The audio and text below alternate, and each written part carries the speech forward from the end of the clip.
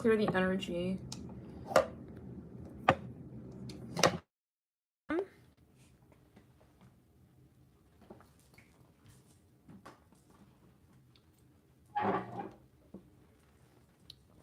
This is the channel Alchemy in You. We are here with some downloads on Thanksgiving. It's gonna be raw, honest, whatever whoever may need to hear being here, okay, tonight. And let's jump in. So, how is your ex ever since you guys broke it off? We're gonna have most likely 8 stacks, okay? I'm hearing the name Selma. Selma. Okay. So, 8 stacks, guys.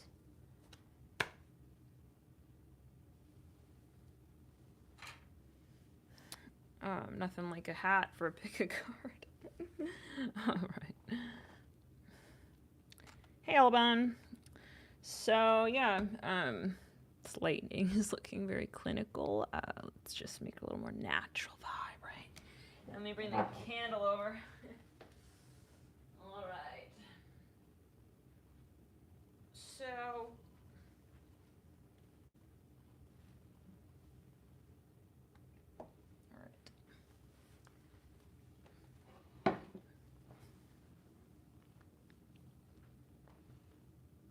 okay.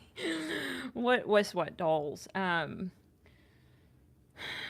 We're here with a very raw space, so just know that I'm Pluto rising, and yeah, some of you may be very emotional right now, so just know, you know, that we don't sugarcoat nothing here. This is straight Pluto. Okay, so thank you for joining us if you're here, and without further ado.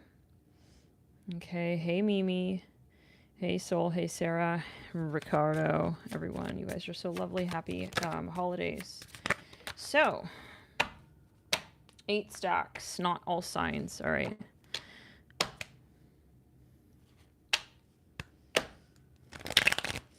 First stack here, we won't have signifiers.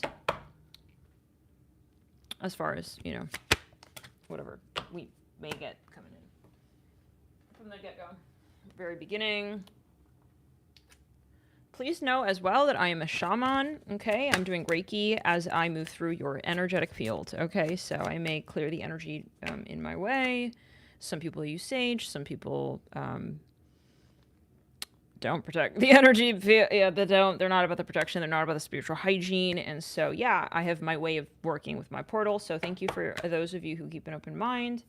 It helps you also digest the download more easily, you know, instead of like focusing on me as the reader and me as a person and me, and, you know, just let the message come through. You're here for a reason. Your guides have brought you here. Try to have an open mind, but you don't have to as well. Just know that. So if it does make you uncomfortable, you don't need to be here. Hey, Jade, you need to wait, doll. Let's jump in, okay?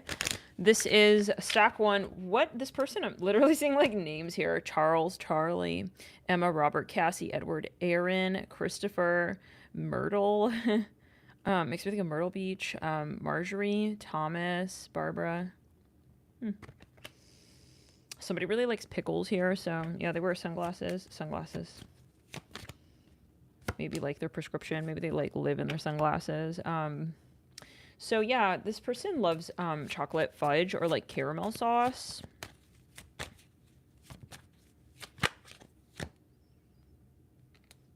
How is this person doing ever since you guys broke it off?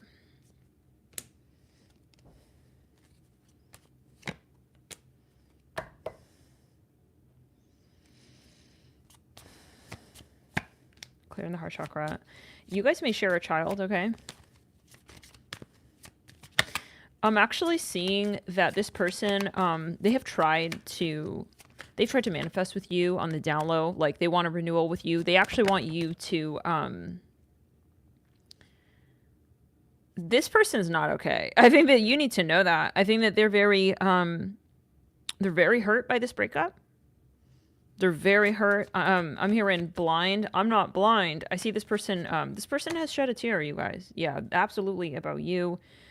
So if you're thinking that, yeah, they're not just like walking off, okay, like a sore winner here, okay? Like they have definitely, they feel like they lost you, they lost something here in this connection. They feel like you, yeah, I'm hearing hermit. Like you can even see how he looks like he's crying. I'm hearing OJ. I don't know, this candle is giving off like a lot of soot. Okay,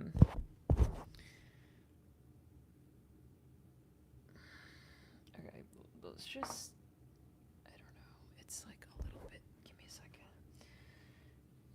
I don't have like the patience to move this around. Okay, so yeah. Guys, this person, you know, was very emotional about you, okay?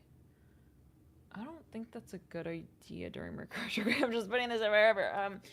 Yeah, this person likes you. You know, they still like you, and they liked you. I'm seeing a chicken here. He feels, whoever this is feels that they lost the opportunity to be brave with you finally with the 7 of Wands upright.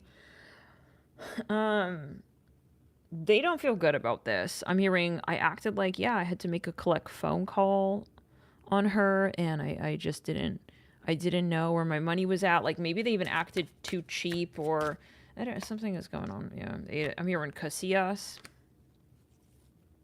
I'm hearing Cassie as well again. So they were acting like not brave. I feel like this hesitation here with this person.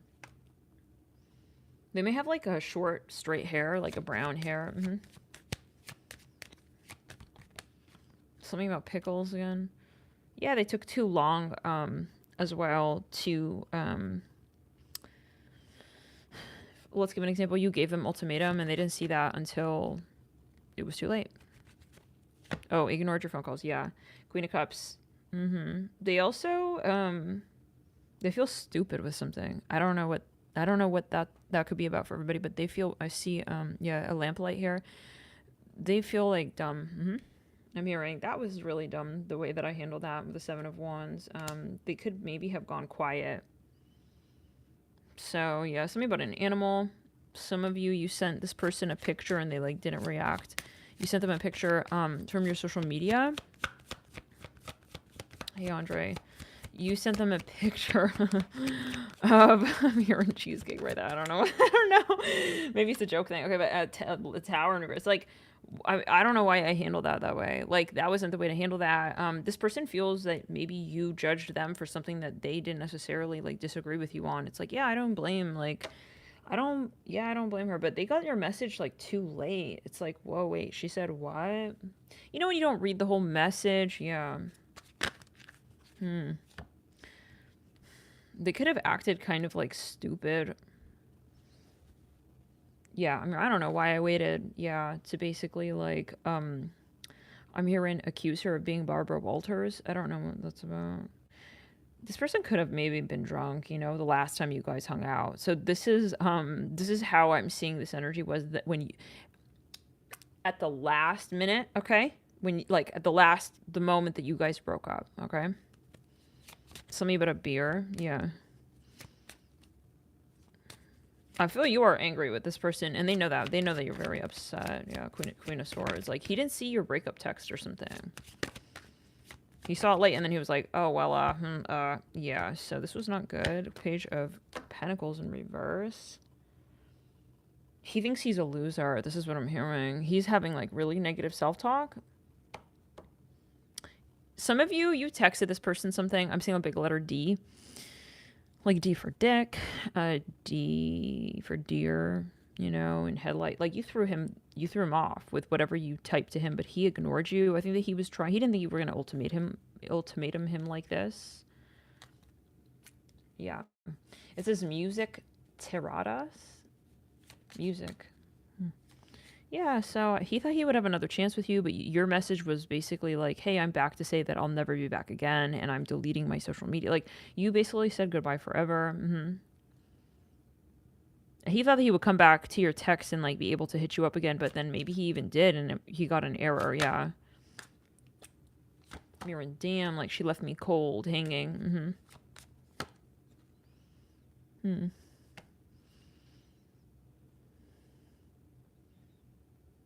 Yeah, I'm hearing, Now the soles of our feet don't touch. I don't know what that's about, but yeah, this person here is very self-conscious now. He's a jock for some. I'm hearing the song. Yeah, marry that girl. Marry that girl. You broke his confidence. He's not the same person, guys, after you guys separated. So now I feel like he tried to do like yeah, I see this person crying a lot. He tried to do like a let's get it back together, like let's get it on Al Green spell. I'm also hearing money spell. He tried to do a money spell. All right, I don't know, maybe he even like paid for something. I don't know what he was doing, but he tried to do something. Yeah, he tried to do he went to a healer. He feels like he's very young and that he doesn't know anymore like where the different cities are on the map, and he got very, I don't know, like brazen out there, and he got, it's like when you get like something wrong and then you just recoil. I guess I don't know, maybe like the name of that song, never mind. I don't know what that's about. I'm hearing Derek, Damien. Yeah. So let's see. He had plans. What he wants to actually tell you, I'm hearing Charlie, that he has plans. I think he's not sure. He's afraid of bringing this up with you because he's afraid that like you would honestly ice him out to the point where whatever little confidence he does have left, it would destroy that like completely, and he wouldn't know how to like you know that song, I Will Survive, like he feels he wouldn't be allowed to sing that song ever. He's exiled from that song. I don't know, you could be exiled from a song. Yeah, I just don't know. I see him pacing. He's returning himself to sender. Like he's walking backwards, like away from you, making eye contact. Like I see an onion here, like an overcooked onion. When it gets really soggy, it's like he feels like, you just look at all these cards, he looks confused. It's like, am I like, I got the power though, do I? It's like, some of you, he's very nervous around you, very shaky. So let's get a little further. How is he doing? I think that kind of answers it, but let's see. He could be playing, like, he's trying to get his mind off of you playing video games, but it's his confidence that's broken now, yeah. Some of you, he's doing, like, I keep hearing spells. Will I ever see her again spell? That's not a spell, though. How do you spell that? Maybe he's trying to, like, search and see, like, maybe he's watching videos. Hey, Jade, you need to wait, doll.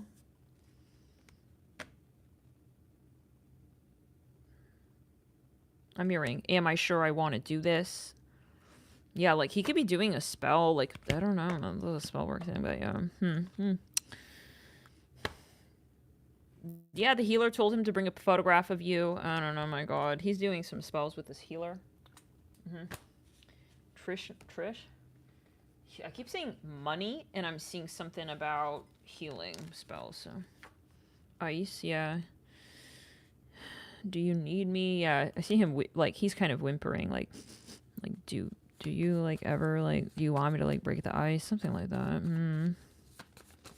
He thinks you're a Queen of Swords. Pharma in reverse. Yes, I am your future wife upright. Yeah, you guys could have had a connection, you know, where you had a running dialogue. We used to call each other, you know, by names. You could have been married. He kind of saw you, like, he ran away. He saw you crying, and instead of like walking over there, it's like he let the baby, like, he dropped the baby. It's like, what did you do? Like, you dropped the baby? It's like, I dropped the baby. Like, he is not acting with compassion, maybe, you know? And he knows it.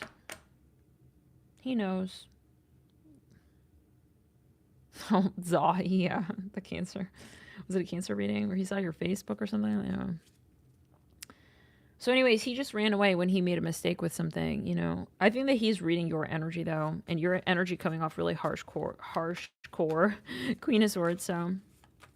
He thinks that you have better sex with someone else anyways. Like, he's telling himself that he's not, like, your best, like, sexual partner.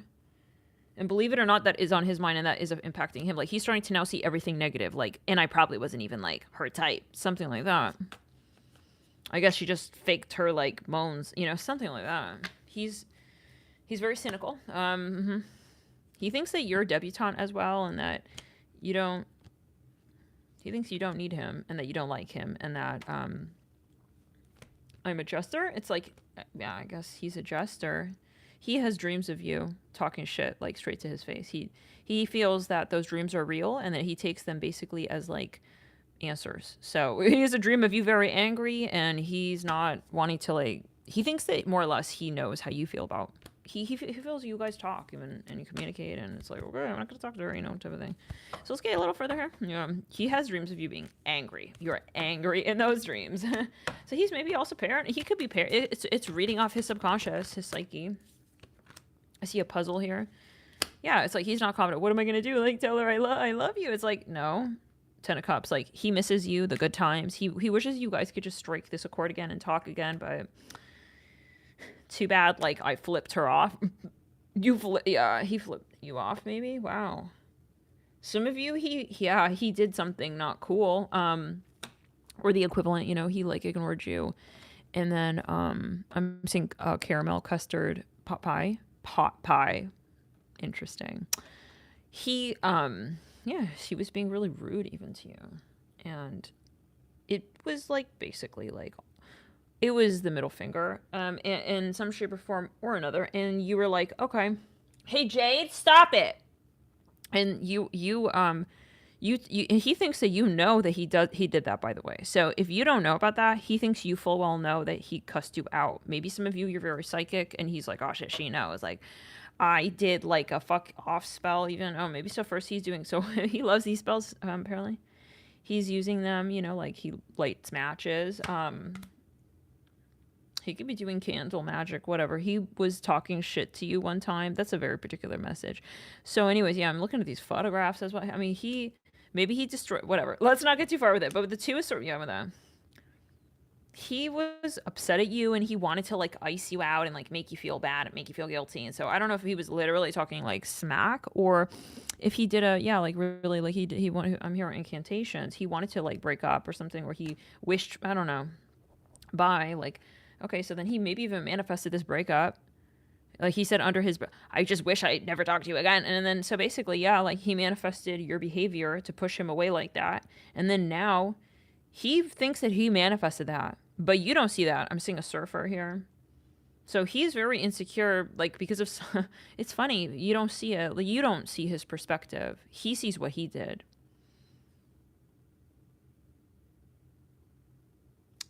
This person is not a good communicator. I'm sorry. Like, I have to say it the way I see it. Like, what is this? What is this? This is not communication. He's like in his own world. I'm hearing Ibiza. He doesn't want to talk about anything. He wants to do spells in the back end, and he wants to either break up with spells, or it sounds like he's not talking to you. And he never did. I'm seeing a strawberry here. Some of you, this man is really into spells. Like, he even has a voodoo doll. I mean, bye. Bye. Yes. Mm-hmm. And refund. Just return it. Like, yeah.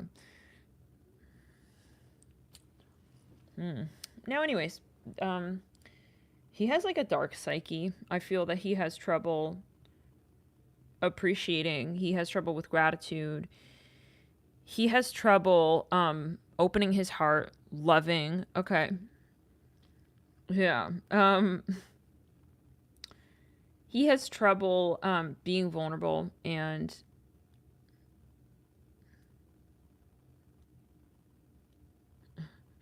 so with the Queen of Gifts, yeah, and you too. So anyways, yeah, he thinks you know that he talks smack behind his own back about you. I think he feels guilty. I don't even know what that means. I think he feels guilty, guys. Yeah, his thoughts about you. He feels he ruined it with you. He could be paranoid. He could be kind of paranoid, like he's not grounded. He doesn't feel like secure. He feels like he's gonna ruin the relationship anyway. So a lot of sabotaging behaviors. Mercury retrograde. Yeah, I haven't left the house. Like, Spirit didn't let me leave the house for a few days now. After that one Sagittarius read, I'm like, I am not going out. I've just been chilling indoors and whatnot. So yeah, let's get a little further. One of you has braids. Something about Italian. Okay, let's get further. How is this person doing?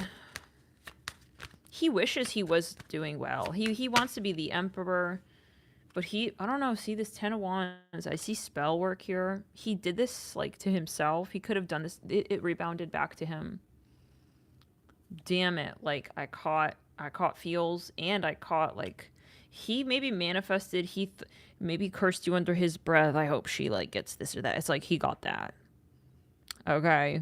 I hope her business goes to shit. His business going to hell.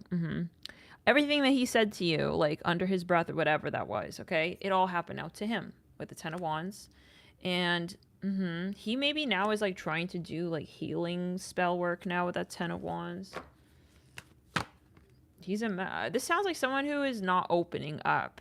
They're trying to do everything on the back end. Hey, Jade. Like, he needs help. Like, it's not even with you. I feel like in the heart chakra, the tower. Oh yeah.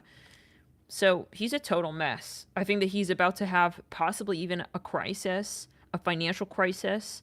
He could be in a really, like, tricky situation with some amigos, some people. This is not a good one. It's a karmic thing. So it's good if you guys separated, actually. That's, like, good for you, because I don't think you want to be around this person. Probably wouldn't rub off in a good way.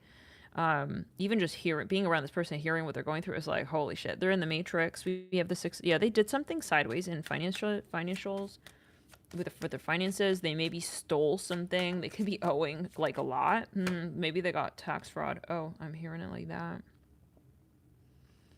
Yeah, they even spent too much. They went to Miami.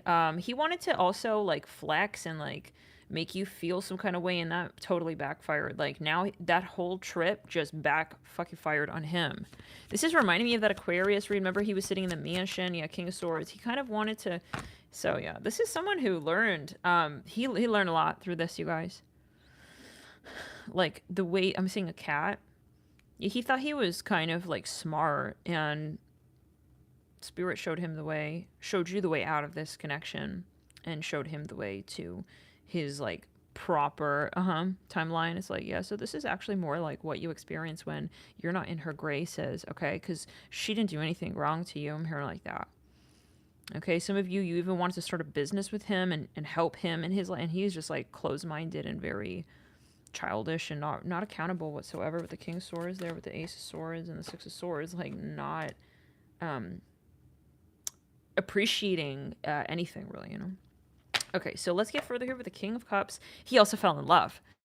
I'm hearing Gerard Butler. Maybe he looks like Gerard Butler. He whoever this is, you know, he could be wanting to, like, kind of be this, like, aspiring actress or actor. However, he wants attention. I'm hearing that. It's, you know, this is kind of giving me someone who is not mature, and they wanted everything in life, and they didn't appreciate who helped get them there, you know? You could have been there with him during his hard-ass times, and yeah, he's basically, he doesn't appreciate that, and he wanted to be a famous actor and just kind of drop you. I'm hearing something about Julia Roberts here.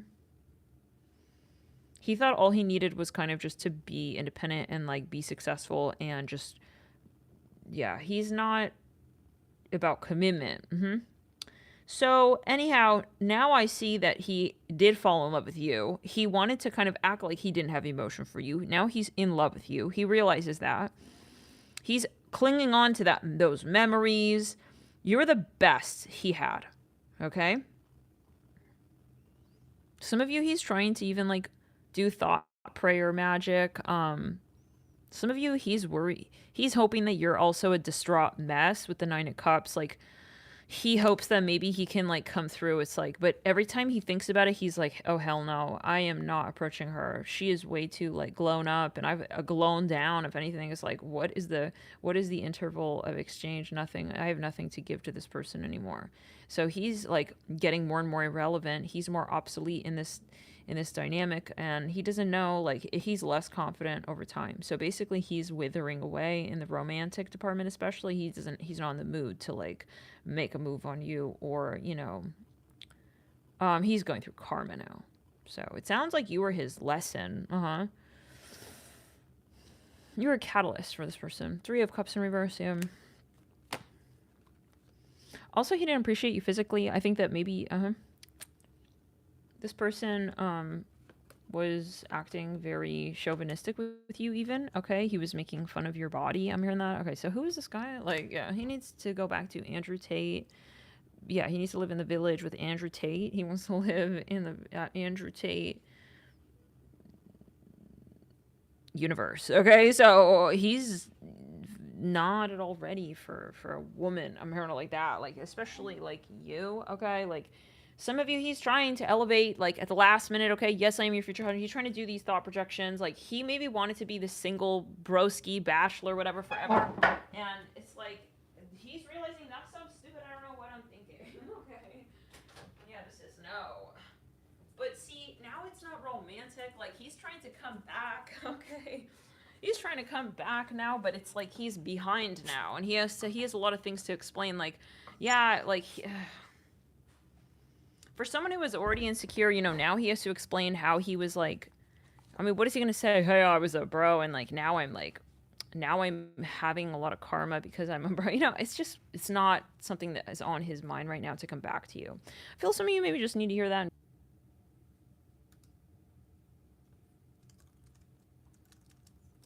It's back. Okay. So, hi guys. Yeah, check out I'm here with Sabrina. Check out the chat because, yeah, I don't know where the service cutter went. All right, so let's get into it. Stack 2. The chat has tea. Extra caffeinated on that. Yeah. Don't worry about your tea napkin. That shit don't spill. But yeah, all over the table. Return it to sender. Clear it. I keep hearing Sabrina. Okay. Teenage witch much? So this person now, stock 2, is a Taurus. They have a health issue they're dealing with, and if you know about that, they could have had a health issue.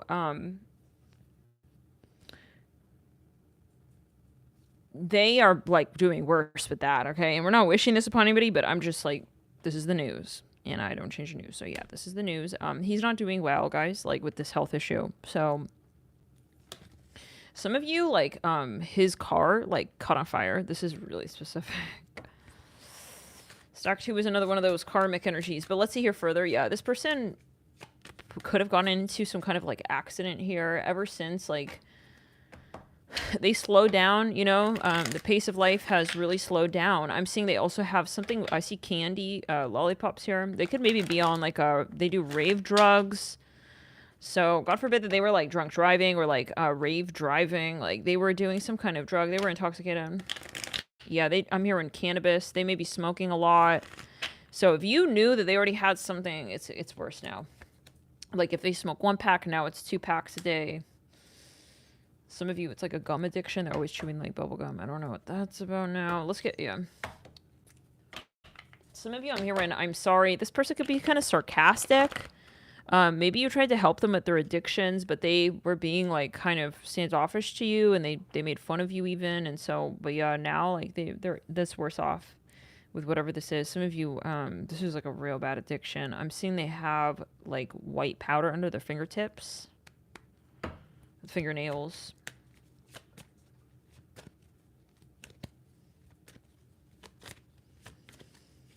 Yeah, you were giving them, like, tips on healing, and I don't think they listened to that advice. I'll be very honest. Yeah, I keep seeing this white powder. I think it's just getting worse and worse. Like, whatever this is, you could have given them, like, some kind of advice.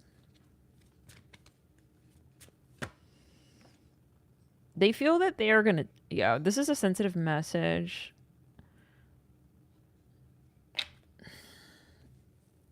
They're not doing well, guys. They don't think that they're going to be living for much longer, basically.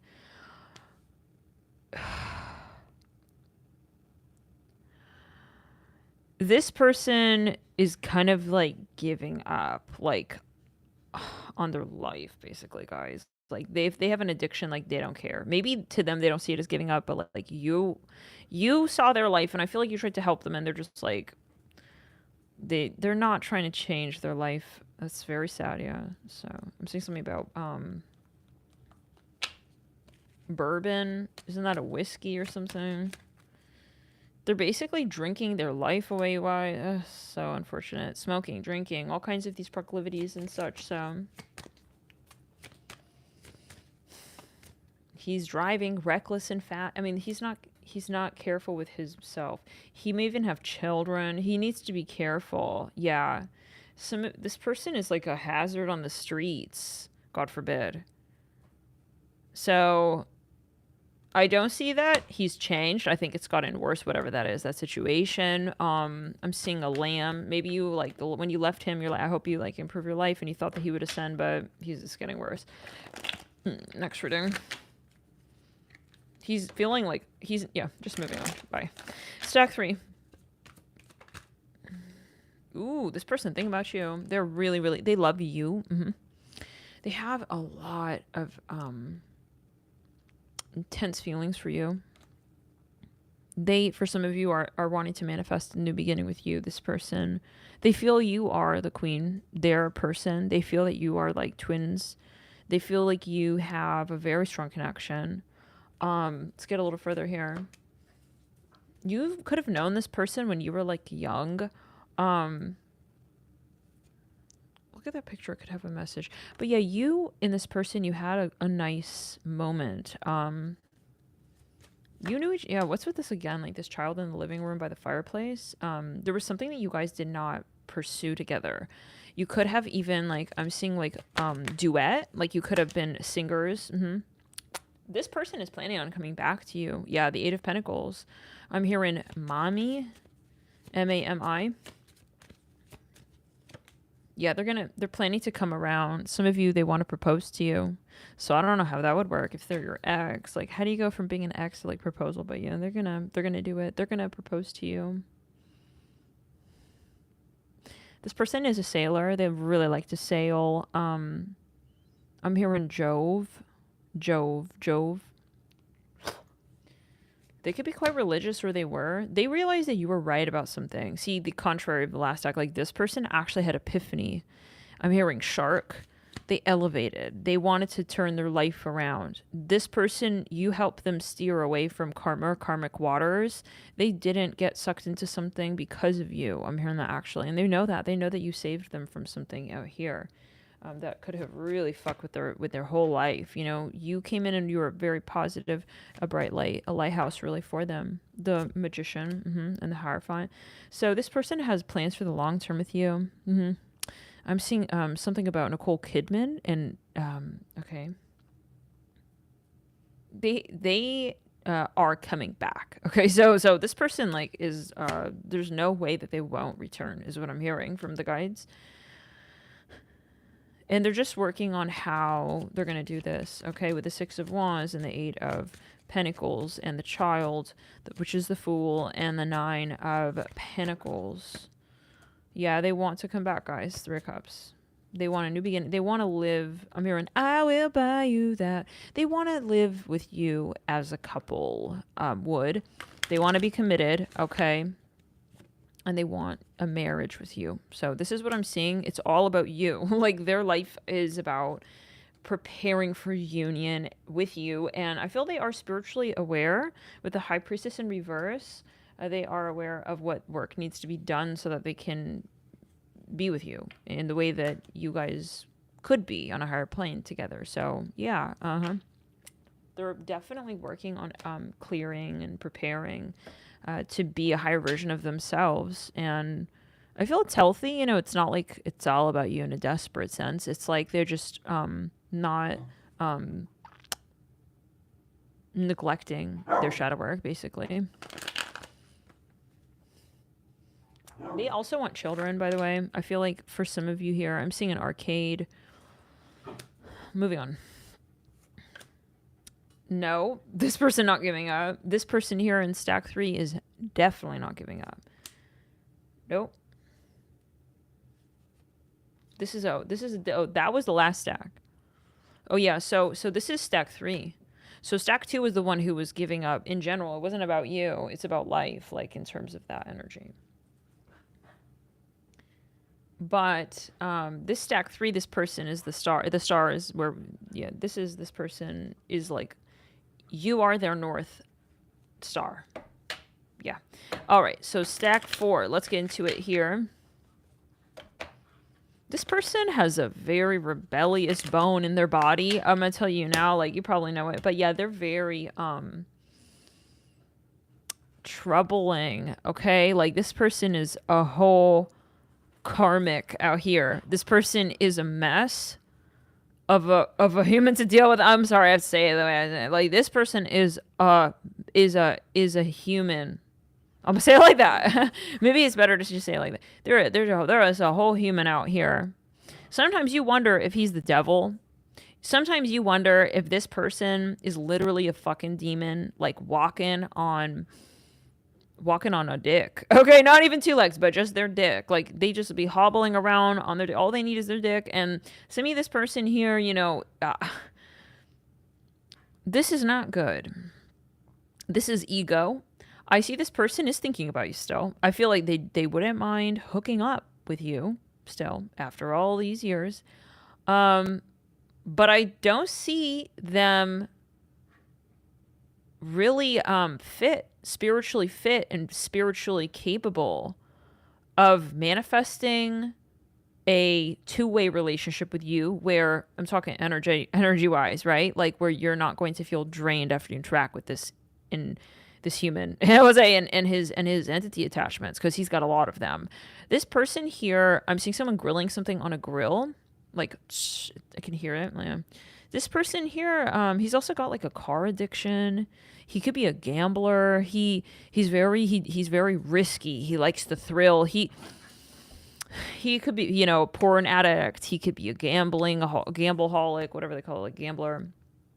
This person here loves racing, race games, competitions, everything in the moment. He just needs to feel like, you know, he's about to just, like, I don't know, fall off the side of a cliff or something. That's how he feels. He needs the exhilarated, like, vibe to feel alive. But I think with that comes this energy of being very, very reckless. You don't feel safe around this person, I feel. And I feel like some of you, he's in a gang, okay, as well. And he's just like, I see him carrying, I see a gun in his sock. I see he has a tall sock. And there's a gun in there. So I don't know. I'm seeing that. He's on these streets, literally, like, he could be getting himself into a lot of trouble. I feel like some of you, you know, he's doing stuff that he could get incarcerated for. I feel like some of you here, I'm here in James Adams Morgan. That's a place in DC. Then I see this person, he wants to live the wildlife in the fast lane. It's like, I'm here in Evil Elvis. I don't know what that's about, but yeah, this person here could maybe, it's like, it's not even like, I mean, yeah, it's like sex, drugs, and but he want to switch, like, he want to do a switch, like, can he trade rock and roll for, like, more drugs and, like, maybe jail? It's like, he is maybe even literally, like, about to be incarcerated, guys, and he needs to, like, he's trying to figure out a way. Oh man, yeah, he is really, yeah, he is like a gangster. I'm seeing that, like, on these streets out here with the devil in reverse, like, but he doesn't see the problem with it. He wants to live this lifestyle. Yeah. So I feel this pressure right here, like when you have an acid reflux or you're about to have a panic attack. Like, his lifestyle will give anybody else, like, a panic attack. This is like, he is like a walking, talking, like, he's his own Bonnie and he's his own Clyde. Oh my fucking God. My return it to sender the heart chakra. This person could have even, like, gotten, like, wounded. Maybe I don't wish this upon anybody, but, like, God forbid, but, like, he could have gotten, like, freaking, like, shot. But it's like he refuses to like stop these games. Well, whatever this is, he's still standing strong. Some of you, he's walking with a limp. I mean, this man is out on some street, yeah, and he doesn't listen to curfew time, curfew hour. People are like, oh, it's like dangerous around there. He's like, I don't care. He's gonna go out. He's gonna go out. He's gonna go out like at that time. He just wants to do these. I mean, something about Wolf on Wall Street. Like he wants to do risky stuff. Like he wants to feel that he's doing everything that everyone said don't do. That's dangerous. You know what I'm saying? How could, yeah, some of you, you know, yeah, he may even have he's like messing around. Is it sexual? Because he's still thinking about you, right, with the 7 of Wands. Like, but I'm seeing something about Chinese food in the hotel. He likes to eat like unhealthy fried food, and you're telling him, listen, you're literally, I'm saying a bus, the Greyhound bus. Maybe he either drives or he rides a bus. Some of you, he's just doing the most, you know? Yeah. Most people are like, oh, I want to lessen my chances of that. He doesn't care. I'm hearing Rudolph. He's being rude to like police force agent. You know, he doesn't really care about these such things. He wants to like almost like be like some big badass, like a brawny, okay, badass, okay, some kind of gorilla out here on these streets. I don't know. I don't see him like, he wants to be like a Tarzan. Maybe he wants to be a famous thug. Oh my God, that pressure in the center of my chest is so insanely intense right there. I don't know. What is that? He's maybe like doing stuff that's not even good for his health. It's like I'm having this vision. Oh God. I knew this guy. I dated someone who used to live in Brooklyn. I don't know. He still maybe lives there, but like, oh my God. Like I told you guys about the story before, but like he was just living this lifestyle. Like he was living in like looked like a freaking bunker, Brooklyn little, like he was a closet more or less. I mean, no windows, nothing. And then he had his clothes lined up on a freaking like water pipe hanging. Oh my God. And he had like you guys, I cannot lie on this. Like his whole life was falling apart. Okay. He was a smoker. He was a, your username says goons. It makes me think of like a pirate. I don't know. He was just like, I mean, he was living in Manhattan. He was a broker in Manhattan. Anyways, he was just living this life. Like, oh my God. And he had this acid reflux. Oh my God. It hurts so bad. He has this, hey, what? Oh, I think it's because I had some caffeine. Isaac, no, we don't have no more of that, doll. No, Bobby, you had a lot. Tomorrow we have more of that. Oh, and then it's like, he was in the army before, so he had this energy about him, like, like he just needs to be strong and like live it out or whatever. But like,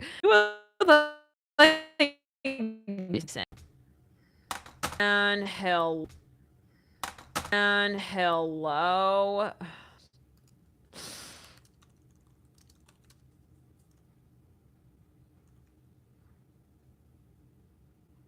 What?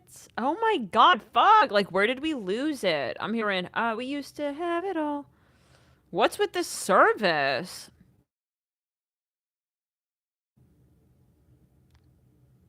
Yellow. Where was the last of it that we heard? Okay, he was like a soldier, we said. He was like living this life, and it's like this vibe of like, I just have to live through it. Like, I have to just live this tough life out. I mean, I don't know. Anyways, he had this acid reflux. And he would like down this alcohol sometimes. Oh my God. He would down this like shot. And I will never forget, like we were sitting in the living room. Isaac, no, Bobby, you had too much of that, doll. Anyways. Yeah, he would have to, oh my God. Anyways, we would be sitting on this like couch and in this like bunker of a basement of a studio apartment in Brooklyn. And he all of a sudden, I just remember him, like after he drink this thing, he would go, ah! I don't know, man, whatever. Anyways, he was just, and I'm like, why are you drinking that if you have acid reflux and it's burning you? And he was just like, I don't know, he was like a Godzilla. He just felt he had to be like a whole Tarzan. Whatever, guys. Okay, the service is cover, yeah. He would just be screaming. Okay, guys, no more barking. He was not listening to his body. You know, it kind of gives like a stack one a little bit. Anyways, I just screaming. It's like, why the fuck are you drinking now, man? I'm here with Tony the Tiger. Go inside Doll's Palace, Jane. He drinking all this acidic stuff. I thought he was having a fun. God forbid a heart attack. Jay, go inside, Booby. Yeah. I got so scared. I thought this guy was gonna freaking like. I thought I had to do CPR on him in just a minute. So he was older than me. I told you about the story, guys. Yeah, he was like older man, but not like older man. But people would stare at us. Yeah, they would on the train. Yeah, because he lived in Brooklyn, so we would take the train. I lived in the Manhattan, and then I would take the train to his place. Oh my god. Anyways, the sternum right now. So, and I didn't do none of the stuff that he did. I don't drink. I would never drink with him. I don't smoke. I'd never smoke. And he was doing everything out here. So anyway, I just remember that time he found his business table. Ah! Oh my god. I'm like, what is going on? Like, you're like, are you okay? I need to call the ER. Anyways. No, I'm okay. I got this. I got this acid.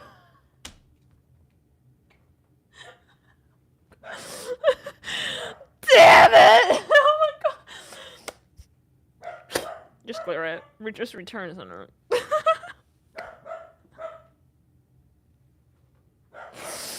It was not romantic. Okay. Because I thought any minute now this man was gonna die.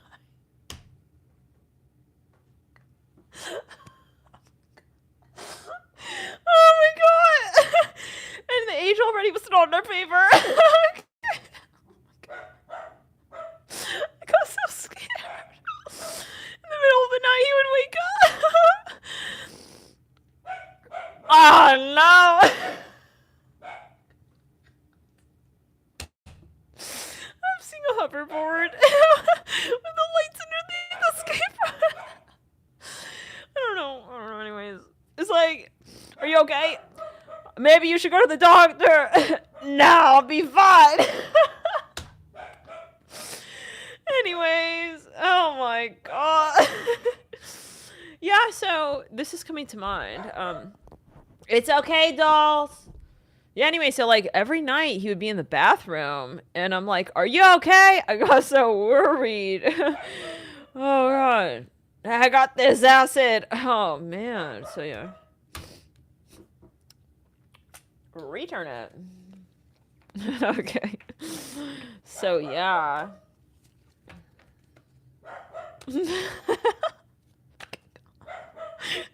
So Mercury retrograde. I met him during Mercury retro, yeah. Oh, my heart chakra, yo. Oh, like.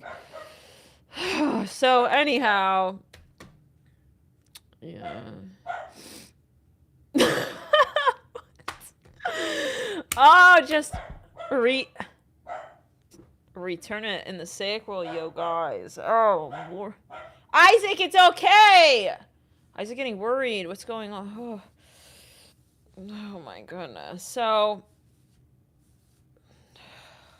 this is the guy. I said it's like the movie.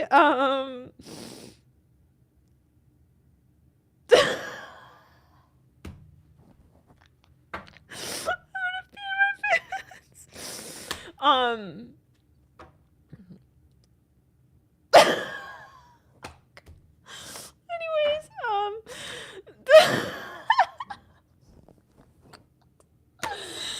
I'm seeing a bear here. The movie, Home Alone, the bandits. Okay, let's move on. Let's move. Oh, my heart chakra. So. Yeah, like, we're just sitting there, like. You're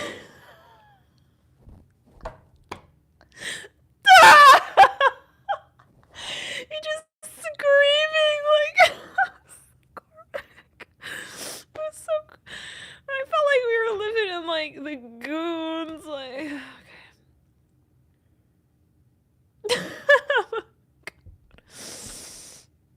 Yeah, even like sometimes like when we, okay, I'm gonna move on now. So let's just move on. Hey, Isaac.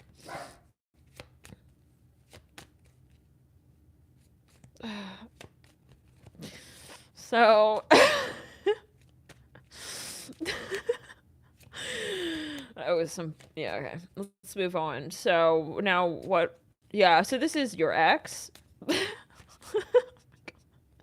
It's like, are you trying to like kill yourself, bro? Like the Hermit, yeah. So this person with the devil in reverse, like he's trying to just live this fast and fucking furious life. He's doing illegal stuff. He just wants to be like a bad boy or something. Isaac, it's okay, doll. Some of you, he's got like an addiction, and he doesn't want to improve, like his lifestyle basically.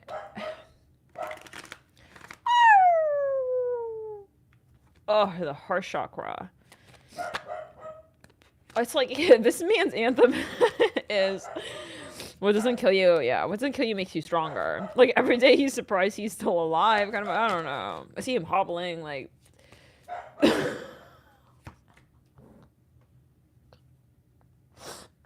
Oh no, like, I'm hearing for some of you, we don't wish this about anybody, but like, he could have got us stabbed. Something about Chinatown. He hanging out in like spots where he's doing stuff, you know. The harsh. Hey, Isaac, it's okay. Isaac, I see crutches. Only one crutch though. It's like he is not listening to the doctor's guidelines. Like he's already stopped walking with the crutch too soon. Yeah, he's like stopped like too soon, like using his crutch. He doesn't listen to the doctor's notices. The doctor said don't walk like on the crutch. He just walked right out of the office, not on the crutch. So yeah, so all right, anyways, yeah, so he's not thinking about the long term. Like he's not thinking about his, you know, like I'm a very open-minded person. Like, you know, I wasn't like ruling out, like, honestly, I mean, even though he was older, but, and it wasn't like a financial thing. I hope I made that clear, but yeah, it was like, yeah, it was a past life. So, that was a whole story. I told you guys, yeah, the first time okay, so, but anyways, now, but what were we saying? I see someone's vein popping out. Okay, so.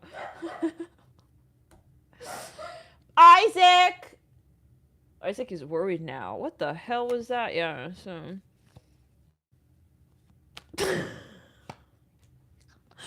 Sometimes I would wake up because he's in the bathroom throwing up. Okay, so anyways. Now. Oh no.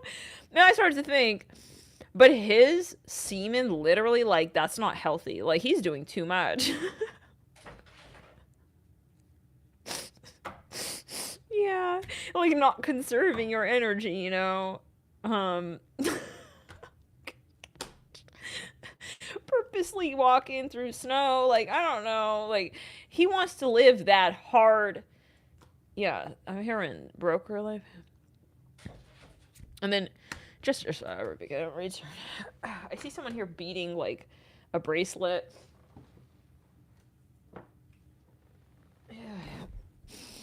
Yeah, okay, let's just move on. So he feels, yeah, like he's like living this life. Yeah, very stubborn. Oh my god. He wants to live like in the army or something. Just clear it. He wants to live like in a platoon. This is fun. He likes to like he wants to read with no light on in the room. Oh, my heart.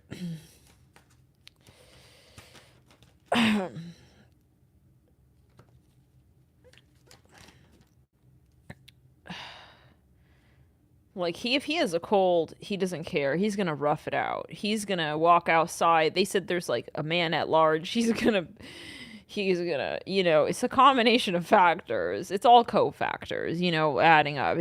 the man at large, it's the storm, it's like the seven seas, like it's the fact he doesn't have a boat, he doesn't have a dinghy. Shit, he still got a dingleberry. He didn't even finish wiping his ass. He's still got to go to work on the AM. Yeah, so that, yeah, he's just like maybe on the wheel. He's maybe also in that 9 to 5 life, and it's like he's a mess. I see him. He's got a gun. He takes his gun to work. Some of he works at some kind of he walking in late. Some of you, he's like really. He's wanted. He works at some something about fried chicken. I see he's like, on one hand, he's got the Skittle and he's got his gun in his sock. And then I say, oh my God. He knows that he honestly could get arrested. I see something. He's even cooking up drugs at work. I'm hearing something about crystal meth. Oh my goodness. Yeah, he's even like, he goes to work belligerent, fully belligerent. It's giving like, so if they catch me, like, let them talk to me, like, we'll see what happens. Yeah. So, hey, it's giving like mafia even. Yeah, and that's so weird because the very first time I ever did see this man, you know this story, right? I mean, when I first saw him, I had a past life flashback of him in the mob. Weirdest thing ever. Isaac!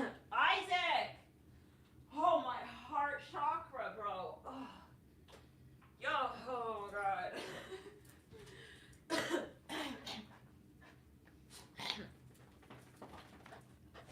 And I remember my first impression of him. So the whole shit was that this was when I first moved to New York. Oh, I feel dizzy. I feel like I'm gonna pass out. I was looking for an apartment. Oh, my breast! I was looking for an apartment. At the time, I was living on the couch of my grandfather, who was living in Long Island. Hey, Isaac. Anyway, so I found this broker, and I was gonna go check out this apartment, and I walk over to the corner of the street, and I'm waiting for the broker, and I see this guy on the corner. I'm here in Genoa. That's a place in Italy. I see this guy. He looks just like he's in the mafia. It was the most sensational past life moment ever. I'm telling you, it was Mercury retrograde. Pretty much everything was retrograde, okay? Neptune, Pluto. So all the illusions, everything was happening where I was totally immersed in the past life, even like under a spell, I swear. But I felt such a strong connection to him. I didn't know he was the broker at first, though. I thought that he was just some guy standing on the corner of the street, and I was like, damn, I feel like I know him. It was like this magnetic connection. He had sunglasses on. He had like a suit, everything. All black, everything. Hair slick back, like, So, yeah, and then I was like, oh my God. I was like, I feel I already know him. Yeah, every red flag tucked under the green flag that we painting ourselves. So yeah, anyways, we just like lend him one of our green flags. Anyways, yeah, so anyways, it was really weird because I'm looking at my phone and then I call him and I turn away from this guy. I'm like, okay, yeah, like whatever. Anyways, I was talking to the broker and he's like, I'm here. I'm like, me too. And then I turn it and then I see that this is the guy and I'm like, whoa, oh my God. Anyway, so then we started talking. Yeah, guys. When Mercury is retrograde, oh boy, that's a karmic lesson for sure. And I will tell you, that was one of the most karmic timelines ever. Let's move on. So the page of gifts, yeah. Now, what else?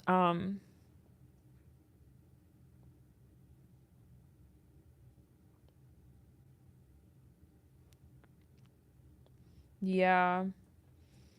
It was very intense. But super karmic. And the thing about Mercury is let's just move on. So yeah, what am I saying? No, he wasn't a Cap. He was a Cancer. But he had a lot of Leo. He was very theatrical, like very Oh, my heart chakra. There was a lot of karma. I think he had a lot of Virgo, Cancer. Yeah, so. And then he was getting very possessive. Towards the end of the relationship, he was like so paranoid. He was significantly older, but he started to get really, really insecure in the relationship. And he started to make aliases as a woman. And he started to stalk me. I mean, it was just getting too weird. So anyways, let's just go further. The heart chakra, oh my god. Oh my god. So, yes.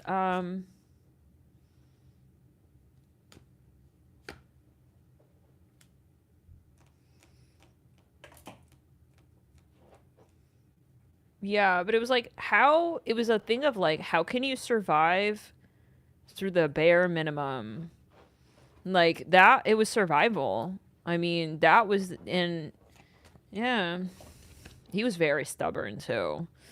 Super stubborn. Like, oh my god. But he was very young. Throat chakra, very young at heart. Very childlike. You know, like the personality. Some people, like, they're younger and they're like already like, bro, you are like, where's the elasticity at in your personality? You are totally like ready for death. You're ready to be dead. I don't know. But that type of personality, like, but you know, some people, he was very young, like, but oh my god, I just couldn't. And another thing obviously was the smoking thing. Like, I'm a health geek. I mean, it's like, how did that happen, you know? I don't smoke, never did. I'm very sensitive to smoke. And it got to the point where, like, we were in his studio and it's like I started to have an asthmatic reaction to the smoke. And, you know, I don't want to like change people. I don't want to judge people, but you know, I started to have a reaction to the smoke and I'm like, hey, I don't think this is going to work for me. Hey guys. So then I started to like, you know, and I mean, I just saw how he didn't really like put effort into kind of like doing anything about that. And that was a huge turnoff to me because I'm like, okay, so you don't really care about like my health. Okay. Anyways, moving on. So, yeah, I'm seeing the smokestack here. It's like rebellious and it's like going into this energy of like, okay, so you not really care about the long term of my health, even your health. Like, oh yeah, I was saying that the whole point was like your semen. Like, what if we had children, you know? And I mean, you smoking is not good for your semen. Yeah, like you could have children having issues like that. So that was a big turn off to me. And I started to get really turned off like that. Okay. Okay. I mean, this was like 15 years ago. But yeah, it's coming up. It's a Mercury retrograde. But maybe this is someone's, yeah, it could be a message. So yeah, but the devil in reverse though, yeah, this is the energy. I don't think this person has changed much. Like if you were curious. I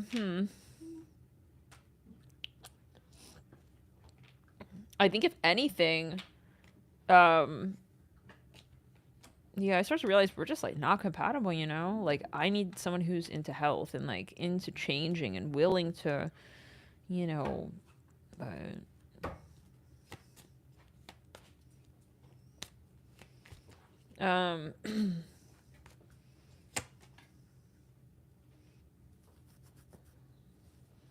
you know, like I would keep an open mind. Like he was very religious too, so I would try to keep an open mind. You know, like go to some, you know, services. Like he wouldn't, you know, he was very religious. Like he wouldn't do certain things on certain days, and so I would do that with him.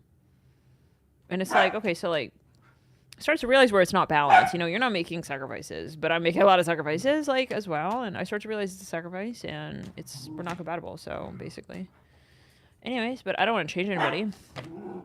It's just not compatible, basically.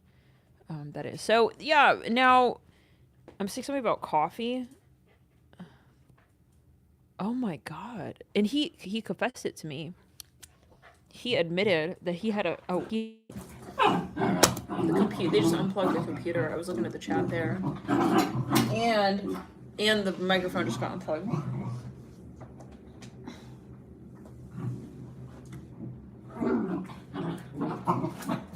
Oh my god. Hey guys. Thank you, Holly, for joining members.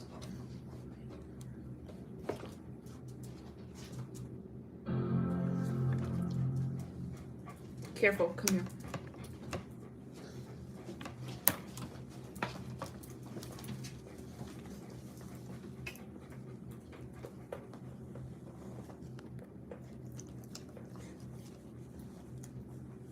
Careful, Isaac. Wait.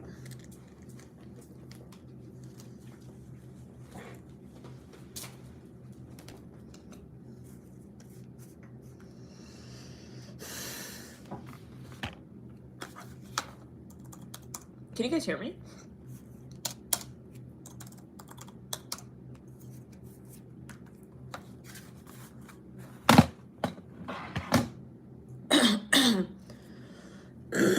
Excuse me.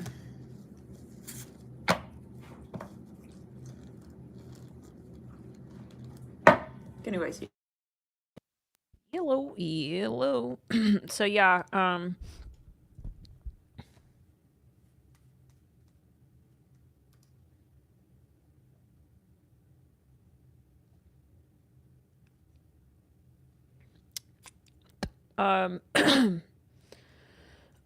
excuse me. So what were we saying?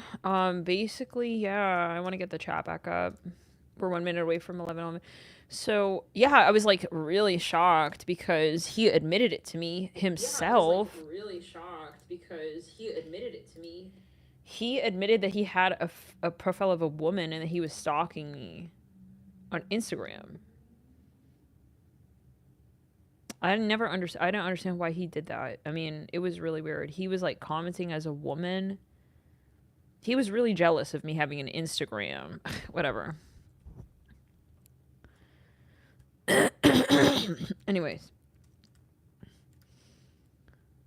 Like, he wouldn't like it when I would, like, post pictures and stuff. He was getting very whatever. I mean, people have the thing, but, I mean, I don't understand. He created a profile of a woman, and, he was interacting with me, leaving comments on my Instagram pictures as a woman. And it was like, okay, because I was, like, kind of into Instagram back then, so I had kind of, like, a lot of followers. And I had people following me, and girls, guys, whatever, and people will comment. And so he made this like Insta profile with this woman's picture of her name was Jasmine or something, and it's like, and he freaking told me himself. He was like, and you know, by the way, like when we got into some kind of like little like so I, you know, guess what? I've been following me as a woman. It's like, okay. What does that do? I mean, he didn't. I mean, if anything, like if you're jealous, like, why don't you make a profile of a masculine? It's like, bro, I gotta help you with this. Maybe you should make a profile as a masculine. Maybe like come through in the DM. I did not understand that at all. I didn't get that. I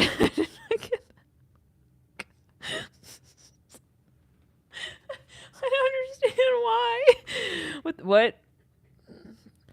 I don't understand the incentive. Yeah, it's like as if he wanted to like make me feel like whatever. I was like, okay. Yeah, so you know that girl commenting on your yeah, who? That's me. It's like, all right. What am I gonna do with that now? I mean, like, what? I don't know. Whatever. That was very karmic. You know, we would go back and forth with the same thing, and it was just like, oh my god, like you don't trust me. Like, ew. I am not a cheater. You know, it's like I am honest. I am so honest. Like if I am not feeling it, I will tell you. I will tell you. I will tell you everything. You know, like it was weird. It was getting to the point where it's like unrelatable. It's unrelatable. I don't know why you're so jealous. Like, you know, I don't understand why you're so uncomfortable. Like, oh my god, you know? But yeah, karmic, right? we can all have, and he was a Cancer, his sun was on my south node. He had a lot of Leo. Yeah, trust issues, but it's like, what do you want me to do? Like, not like have a life, like not post, like, I mean, it's like we couldn't be part. It was like this really like it was a very it was like claustrophobic energy. So it's like we cannot partake in that together and like feel good about that. So yeah, and I mean that was the weird thing. I mean, there were moments where I was very like sensitive about how he would interact with like someone, like he would. I just was feeling this vibe. Like he was, he had this family friend, like, and he would smoke with his friend's wife, like out in the hallway. Like they would go out there together, and I don't know. Like I was left sitting at this table with this other guy, and I'm just like, what are they like? This is no. Something do not feel. And so it's like, so what I mean, what are you thinking that I should not like post on Instagram? Every time I would post, he'd be like, I see you're having a lot of fun with that. It's like, okay. Okay. We're not, so yeah, so we shouldn't, okay, so we shouldn't have fun. Okay. What else? Like, it started to become very claustrophobic, and then I started to, yeah. He was becoming Saturnian, yeah. But the weird thing is, like, I wasn't at all thinking about, I mean, I wasn't thinking about anybody else. Like, it wasn't like I was posting to flirt, But he was interpreting it all like that. Like, he was just. So. But, yeah, confidence about, I guess, maybe. There's many factors, yeah. It's also obviously karmic, but. He, when I met him, I remember he told me. I wasn't like he's like, I wasn't always like this. And I was like, what do you mean by that? I think that he was probably a player when he was younger. And yeah, I could have possibly given him some of his own medicine. And I think probably he wasn't faithful. And that was kind of haunting him. And he was like thinking, oh yeah, so that's it. This is where I get my karma. So he was like freaking out, paranoid. Anyways, but and then I moved cities, and that's when it really got like out of control, like the possessiveness, the arguments, and like every time on the phone, like he's just like in this bad mood. And then it's like, and then he was extremely manipulative. Lord, I mean, cancers can get really manipulative, like, I mean, he was just like, yeah, so okay, that's it. Like, I mean, he would say stuff like, if I'm not going to be with you, I won't be with anybody. That's it. Like, I just won't be with anybody ever again in my life. And it's like, oh my God. Like, he was making me feel like bad for him at a certain point, and I was way younger at that point. So, anyways, and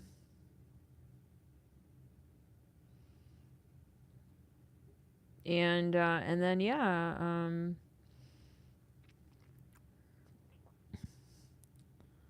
what else? Yeah. And then we would get into these arguments, like, when I went back home, and he would be like, oh, that's it. Like, I can't be friends. I was like, can we just be friends? Like, I feel we need to go on a break. Like, this is too much for me. And, he was like, no, I can't be friends with my exes. If we don't talk, we'll never talk again. I'm just like, oh my God. Okay. Way to like make it like,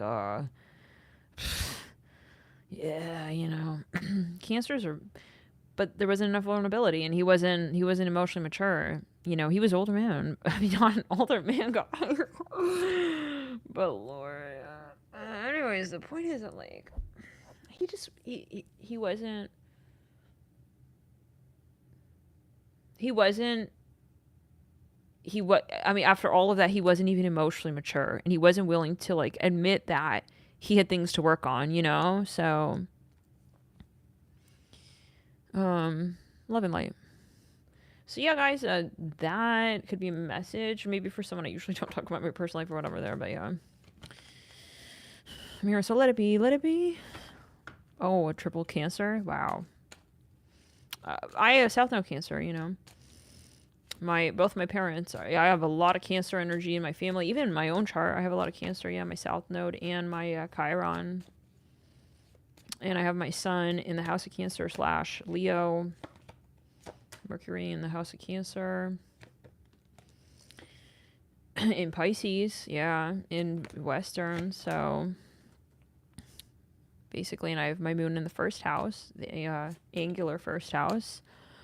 So yeah, almost quasi conjunct Pluto, Scorpio's ruler. So I have a lot of water and Cancer, and it's like I've just found that Cancer can feel very magnetic for me, but Lord, like masculines with a Mars in Cancer, I feel it immediately, and I just have to run away. Oh my god, I just can't. Yeah, love and light, love and light.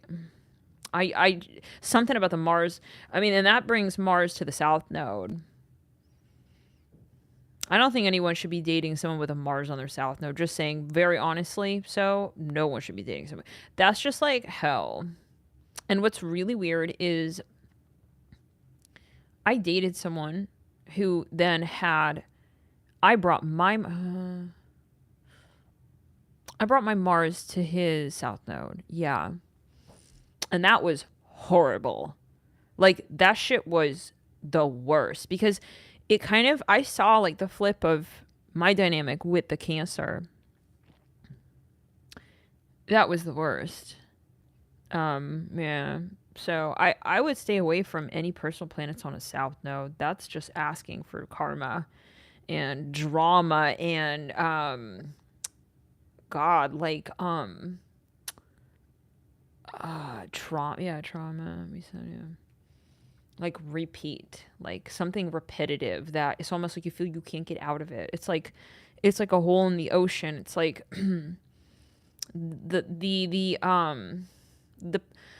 the centrifugal force of that South Node, especially with a Mars, could even be dangerous, you know? Mars on a South Node, yeah, you gotta be careful for that. That can also be like a past life enemy. Like a wartime enemy.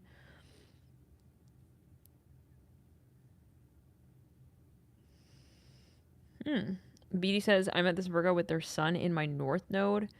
North Node? I mean, well, the thing is, like, that person who I brought my Mars to their South Node, I felt I had to chase this person. And that's kind of weird because that guy, he brought his son to my South Node. But he felt he had to chase me. It was a very similar energy, like mirrored, you know, like inverted.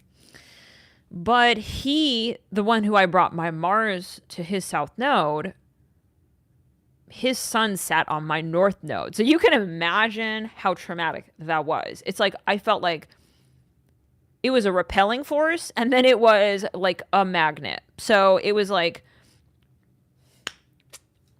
you need me, but I'm pushing you away.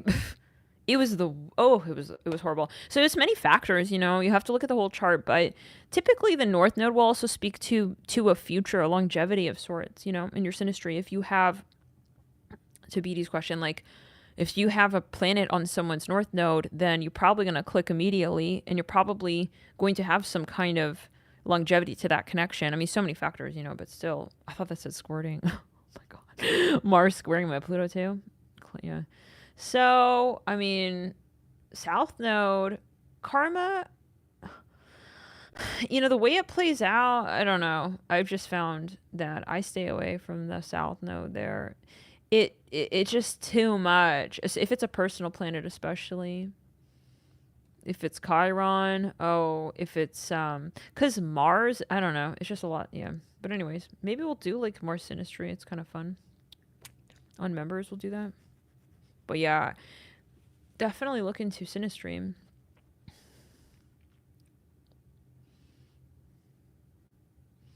So yeah, guys, North Node is like is energizing. You feel like you're talking the same language. You feel, you're speaking the same language. You're in the same class. Otherwise, like South Node is like, oh, I have to wait for him to like pass that class, and then it's like lagging. Yeah. Yeah. But it's on many, many factors. It's many, many elements.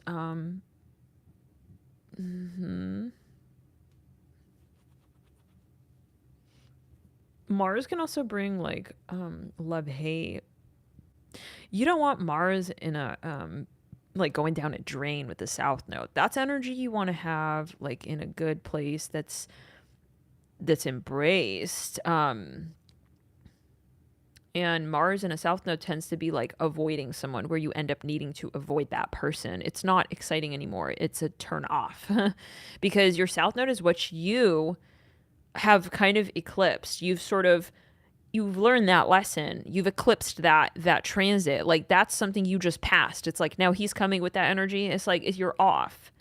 It's going to feel very slow. It's going to slow you down, and you can try to run with it. You could try to roll with it. I mean, this person that I was with, immediately when I first met him, like I said, I had a strong feeling and a strong connection. But in the long term, the South Node and the North Node plays out. And you cannot fake out the nodes. Whatever touches those nodes, that's the karma. So I would always look at that. You have to always look at your synastry before. Now, if I meet somebody, I look into synastry. I don't care. First of all, I look at the astrology as a Mercury retrograde, but then I also look, at the synastry. If you got Pluto and Chiron touching with the moon, I mean, we'll talk more on members. Anyways, if you want a private synastry, we tend to do that on members. So, all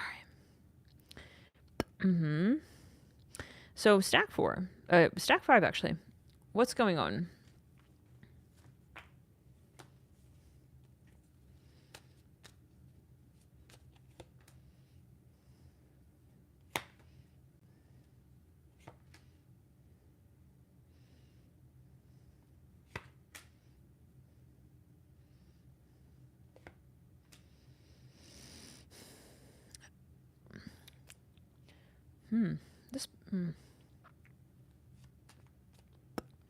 Sometimes, when you meet someone and it's like you try to outsmart your synastry, like, oh, but like I really like them. Maybe this won't play out like that. Good luck.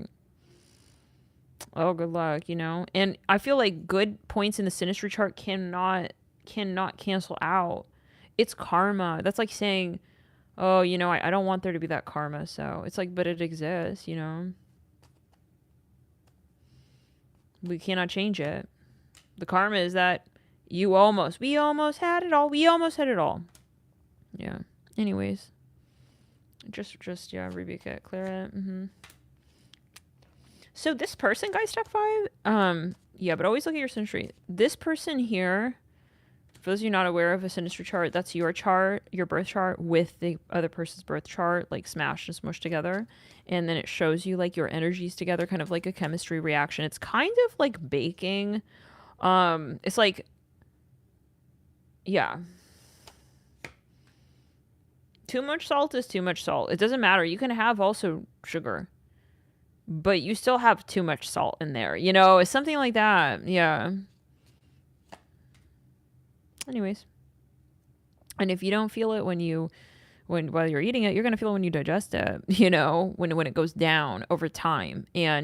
But especially if Neptune's at play, you'll try and, no, but I swear I love him. It's like, oh my God. But those are lessons we have to learn. I mean, I had to learn these lessons, you guys, right? I mean, like we all have to learn Neptune. We have to learn. We got to go through that Mercury retrograde lover. We have to go through, these, yeah. That's how we learn. And, yeah, especially how we learn about astrology. So I met my catalyst twin during a Mercury retrograde. Now I think Neptune was retro as well. Pluto. And yeah, I mean, that was another whole experience. So, but if I didn't meet my catalyst, like, that helped me get me on my path about spirituality. And it triggered my spiritual awakening, and I went on to get more into spirituality and get into my soul path calling, and to carve out my potential in this space of my life. So it's a potential, it's not a dead end. So it's not, if you're going to experience it, okay, you can't be perfect, but just saying, like, I mean, if you're dating someone with a south node connection, I mean, just know that there's some serious lessons there that you may learn. And if you think, okay, but I'll be fine, then okay, then you're gonna see it. Yeah. I don't think that it's really meant to be if you have a south node connection. I think it's karmic. It's but anyways, just to move on. That's like masochism, because see, your private planets, your sun, your moon, that's like your everyday. Okay? That's going to be a sacrifice for you. That's where you have a karmic debt. What you need, this person can't live with, basically. It's kind of like that. So, yeah. But anyways, always take it as you will. Let's get into it.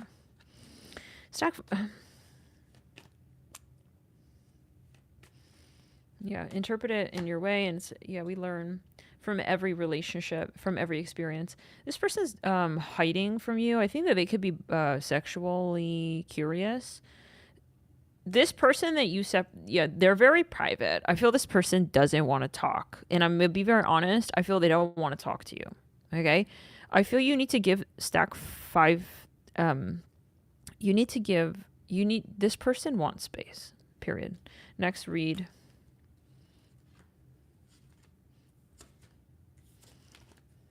Stack 6.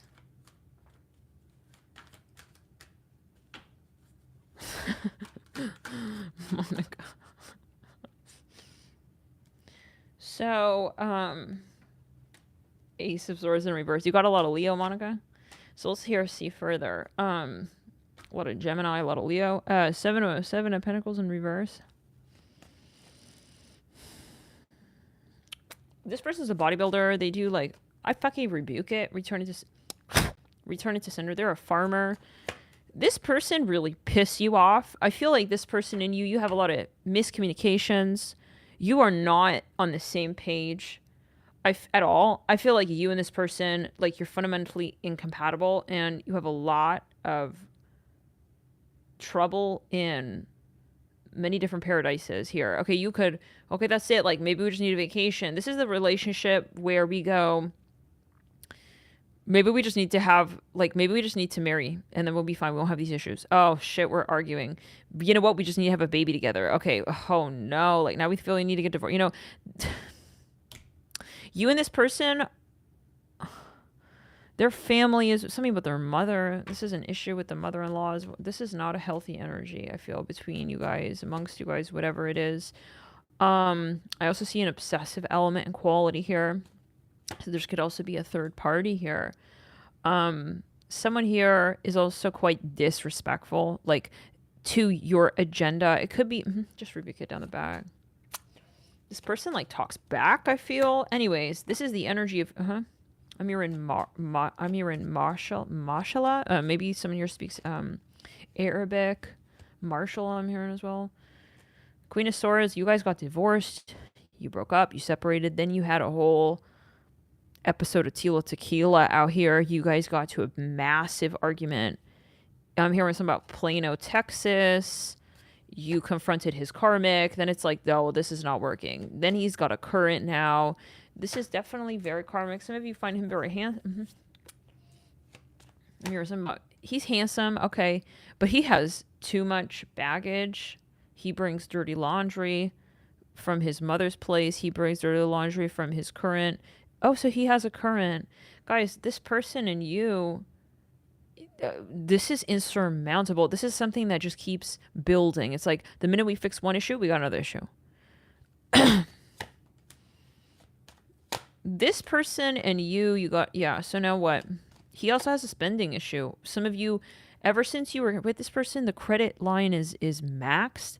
The finances are screwed. It's like you are owing on multiple credit cards. Some of you, I see flowers here. Then he comes back and, you know, you feel you need to pay for his mother's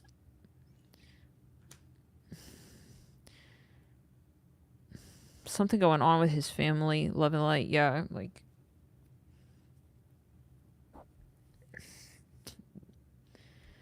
oh my god.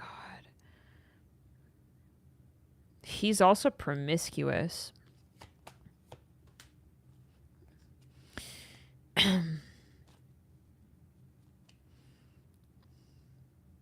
He's also abusive. Okay, so and he is doing whatever he wants out here. You guys, this person,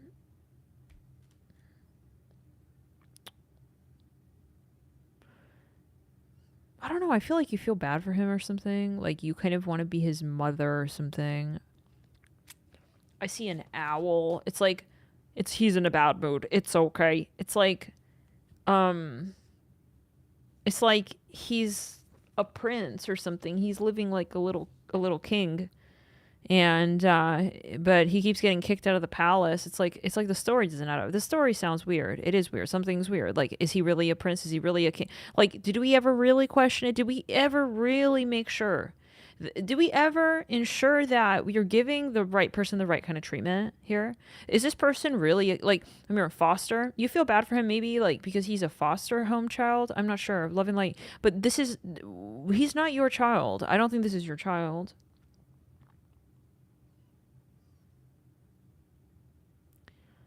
I don't think this is your child, you guys. This is someone who you dated, and I mean, there was something about lecithin. He has temper tantrums. He has mood swings, and he has needs, and he has a gambling addiction, and then and I feel like you're driving him to all these places to do whatever he needs to. Yeah, and he's also. I see you guys in separation a lot of the time. I think you're very empathic to this man. Return to sender. Return it to sender. Clear the energy. Mm-hmm. 8 of Wands are bright. Yeah, like you and this person, you are not really like in a stable place. I think that you are the stabilizing factor. He could have mood swings, but then you guys like come back together to have sex. There's a lot of hooking up. I'll be very honest. I feel like possibly like both of you. I'm hearing something about Kmart. There's an immaturity here. Maybe both of you, you know, you're living in this fast lane together. Return it to sender. Listen, I mean, you cannot level up if you're dealing with this. Some of you, like, you feel like you're his, like, nana, you're his grandmother, you're his grandnanny, you're his mother, you're his baby mama, you're his wife, you're his sister, you're his friend, you're his brother, you're his, I mean, what, you're doing everything. Some of you are doing everything for someone who's doing, like, I mean, he's acting like he's a prince. What is this person doing? He's a child. 6 of Wands. Like, he has a drug addiction. Oh, he has drug addiction.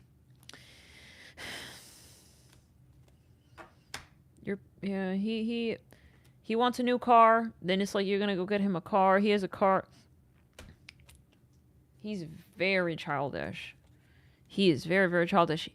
He's living on in the moment, in the beat, but it's like you're supporting him, you know. I think that some of you have a very intense synastry where you could have been whatever. You have like a moon conjunction or something. It's like you can't live without each other, my lord. It's like,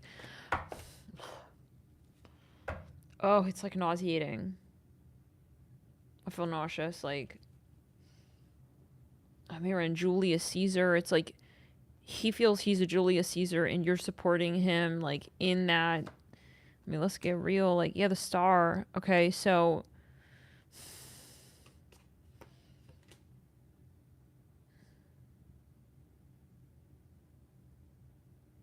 I feel you want to fix him, or you want him,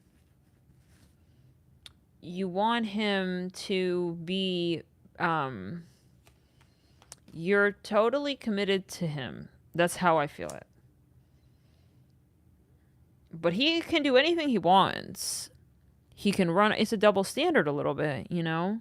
I feel like he's doing everything and anything that he wants. And I feel like you've given reason to let that happen.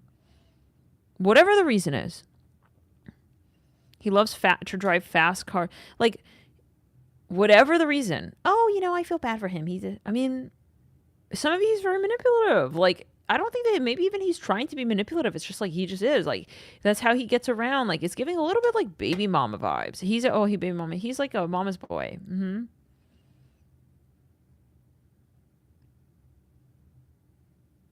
So I feel like you separate, but it's never for long enough to like really separate. And that's like extra toxic because you don't actually have like sovereignty. You feel like you're bound to this person in a way. Okay. That's it. We can come back together. Like, there's a bit of an illusion here. Can I see a little more like what the long term is of this? The 9 of Cups. Like, you guys, please hurry up and sober up now.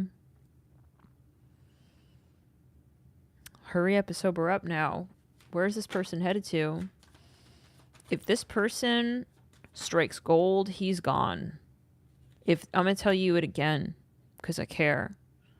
Because I care. I'm going to tell it to you exactly the way I see it. If this person were to hit a jackpot, a lottery, he would be gone.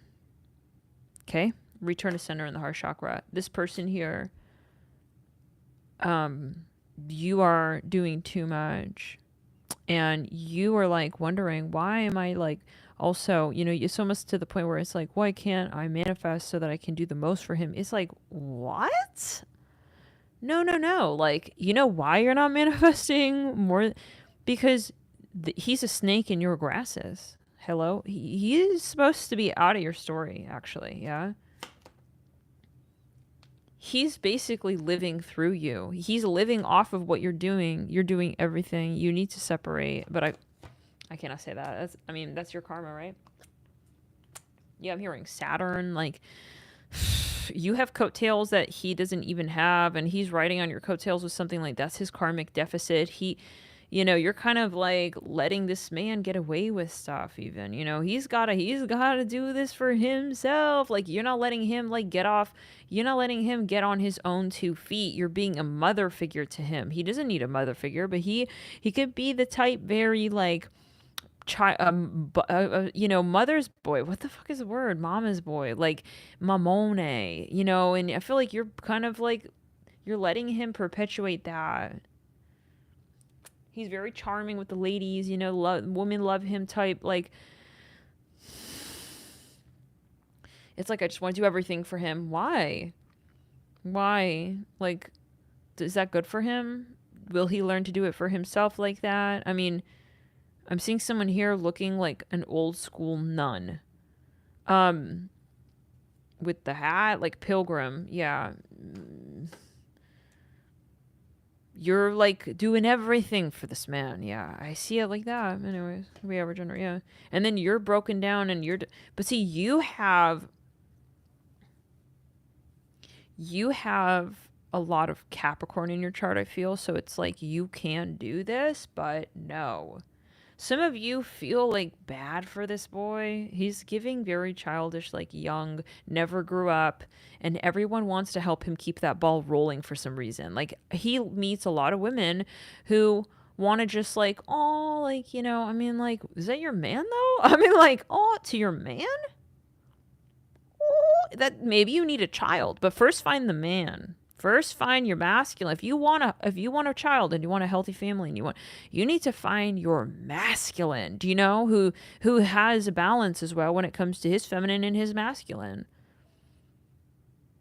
Because this man doesn't have a grip on his masculine. He's not actually providing as well anything for himself in his own life. Masculine doesn't mean he pays for you and he turns into the person you're being to him, because right now you're being the masculine, and that's not, it's not about one person being the masculine in the relationship.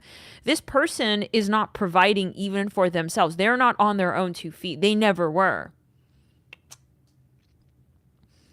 There was never a self-sufficiency here, is what I'm seeing. So you are becoming the man in the relationship, basically. And so, and he is not in balance, and he'll never learn that so long as he has someone like this around him.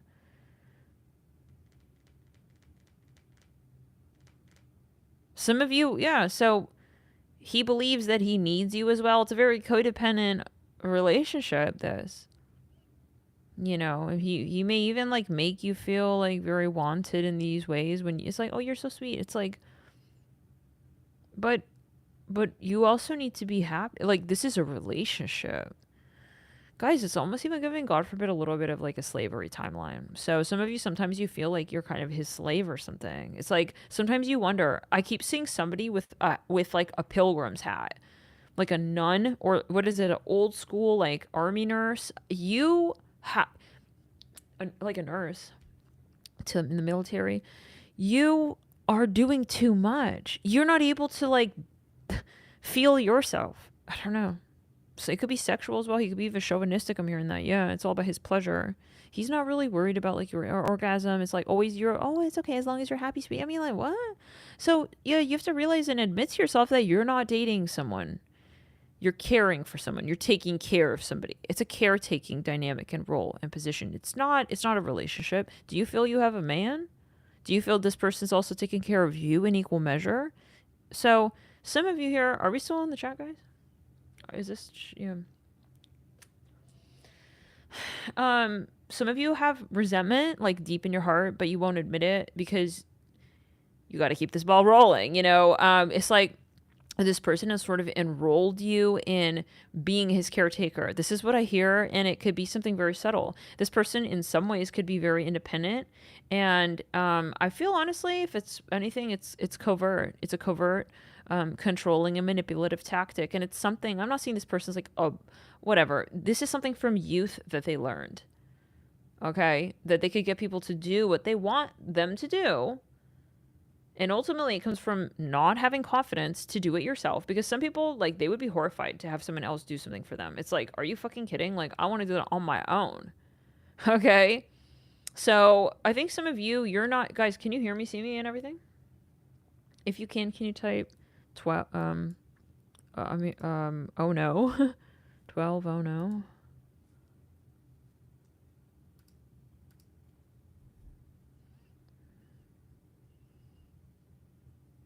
Okay, yeah, we are recording.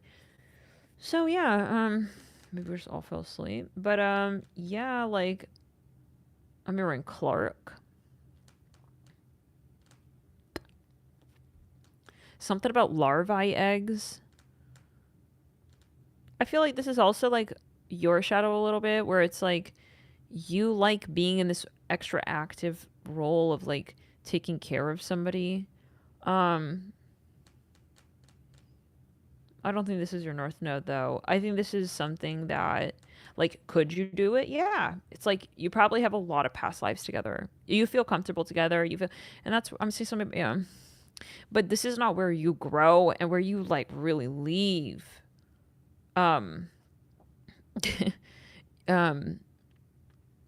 Rebuke and refrain from it. You know, you leave and you have to go out on your own. Like, you also are codependent on this energy of being the provider, which is toxic in its own right. You know, it's not about like either gender being that person, that sole person. It's like some of you feel like, you know, good feeling like you are, you know, being the provider. I mean, this is not like your happiness though. And I don't think it's your higher timeline. Okay. So, and this person not growing. So you need to learn to receive. That's you. Right. So you're both feeding each other is like, I feel this is a South Node thing. I'm seeing something about You're both feeding each other south node. You're comfortable where you're just giving and you're not receiving. Then this person is comfortable where they're just receiving but they're not giving. So this is where both of you are toxically intertwined, and you think it's love, but it's actually lazy. It's lazy because you don't want to challenge yourself, to chase after your dreams instead of your complacent remedial state of being where you just kind of do what you've already done, because I think that this is something you did in the past life. So I'm just trying to help you in terms of your karmic ascension. Like, this is definitely something that you want to leave. You want to leave this. You want to elevate, and you want to get into a harder energy, something that's not natural to you. Okay. And being with a partner who is also capable, right? Can deliver, can manifest. Some of you on the down low, subconsciously, you're manifesting this partner and you're staying with them because you don't feel confident to be with someone who, let's say, is just as high earning as you are. Like, you may feel control. You feel like you can have a sense of control here with this person when you're giving. So it's like you're feeding their control tendencies and vice versa. I think that you may have a shadow Saturn and they have a shadow Cancer, where they manipulate with the feminine shadow, and then, the overly mothering and not letting you grow and smothering you, and not letting you do it on your own and just like giving it to you and not letting you learn, because then you'll always be needed. Like, whenever they need you to, when they need to do that, they never learn to do it on their own. So they always have to come back to you. So you feel necessary and worthy and relevant and of use and valuable, which is not related to that one thing that you're giving this person. It's like, that's a transaction of time and energy and maybe even literally money. Like, some of you even manipulating this person by buying them stuff. So where's the relationship where you are feeling appreciated, where you're feeling seen and challenged, okay, for all parts of who you are? You're not just a provider. Yes, true. Like, being with someone where you both provide, but that's not the only thing as well. You both need to be able to receive. Some of you have trouble receiving. Some of you don't feel comfortable in a relationship where you're receiving. Okay, that's what I'm hearing. So you avoid situations where people want to give to you. So I would question that, because then it's like, then who am I? You almost feel like, so some of you are overly associating with this role of the person who gives. And I feel like you can experience more in life if you venture out from that. That was a past life of yours. Yeah, I see it as a past life, very clear past life too. I keep seeing this hat that you're wearing with the nun in the black and the white. I think it's a nun outfit or something. So, yeah, it's like, maybe, yeah. So, but some of you here, like, I think that you need to seek a partner who is confident as well, is firm, and that'll that'll lend you dimension to how it is that then you feel you need to show up. Because in some ways, like, I hear that this is a lazy timeline, like, with this person, you don't feel you really have to show up, and, but then I feel that you're scared of other situations. You're afraid to venture out. It's not for the reasons that you think. It's not love. This is codependency. This is a karmic interaction. This is not the person you meet after you did the purging, after you did the generational curse clearance, after you did 8th house, transmutation. When you do your alchemy, okay, you're going to meet a very different type of person, right?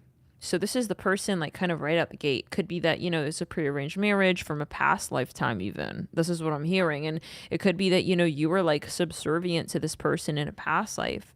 And that was the programming, okay? And so it was seen as, like, this is what I'm meant to do. And so you feel like you're doing what's good and what's right, and you're a good girl. And it's like, huh? Like, this is not, or God, whatever. It could be however gender, really, But I think that you need to meet someone who's equally in their feminine and their masculine, healed, Their masculine. Healed their feminine. Does not have a problem relating to the masculine. Does not have a problem relating to the feminine. Doesn't mind receiving. Doesn't mind giving. Being, yeah, right. That's something very hard to find though, but you find that by finding that in you. So, but as long as you're with this person, you're telling the universe like, I don't want to receive yet, you know? And you're telling yourself that you want to only give. So this is what I'm seeing. And this person could be very miserly. They don't mind. It's like the type of person just finishes the whole fucking plate on the fucking table. Finishes all the food. Leaves you nothing, you know? I mean,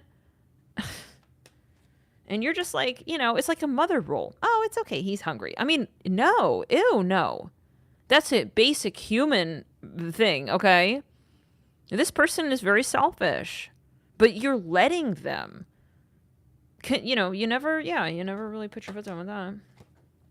Even if you're playing the mother role. So this is where I'm saying it's a shadow toxic lunar tendency for you.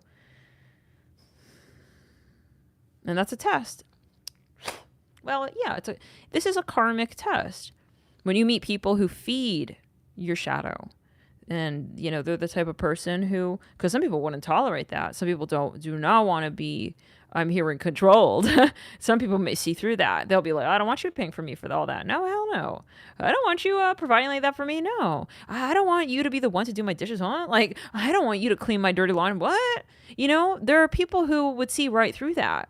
But this person is kind of coaxing your shadow in a way forward and saying, you know, they're not challenging you on that. And so are you gonna then just fall into that pattern? And it could be a generational thing where literally in this lifetime, you know, this is a life, the way that your parents lived, etc. So yeah, we can all, I'm not saying anything about anybody here, you know. I personally, I know for myself I passed that test. Oh yeah. Okay, that was a very scary how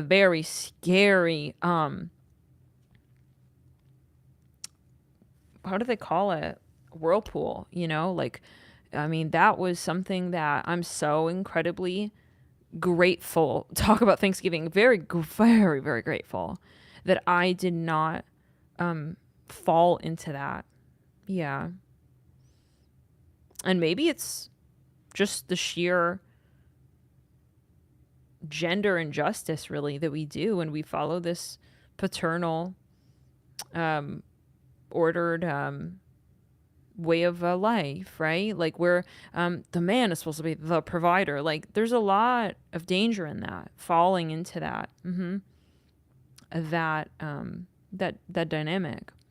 So some of you, you know, you're starting to maybe realize or to think, or spirit is saying, you know, wake up and really realize what's going on here. Maybe it's the opposite. Maybe this person pays for you for everything. And anyways, so stack 7 until you put your foot down. Okay, moving on. Some about video games. And the other thing, like in this connection, you're not listening to your intuition, I feel. Okay, so when you are with this person, you're not listening to your intuition, because if you were to listen to your intuition, you would be getting the fuck out of this connection, right? Because you're not hearing yourself, you're not feeling yourself ultimately. So yeah, at the end of the day, and that's going to build as resentment inside of you. Like, in your heart, you feel that something is not where it needs to be at, that this is not a North Node energy. And you feel guilty in the subconscious mind for yourself and this other person, I feel. So it's kind of like that's just building and building in the back of your mind. And the longer that you stay in this connection, it's like you feel even more, resistance to your intuition, because it's that place where you have to confront all of these many lies that you've told yourself just so you can continue to perpetuate this facade of love. This is not love.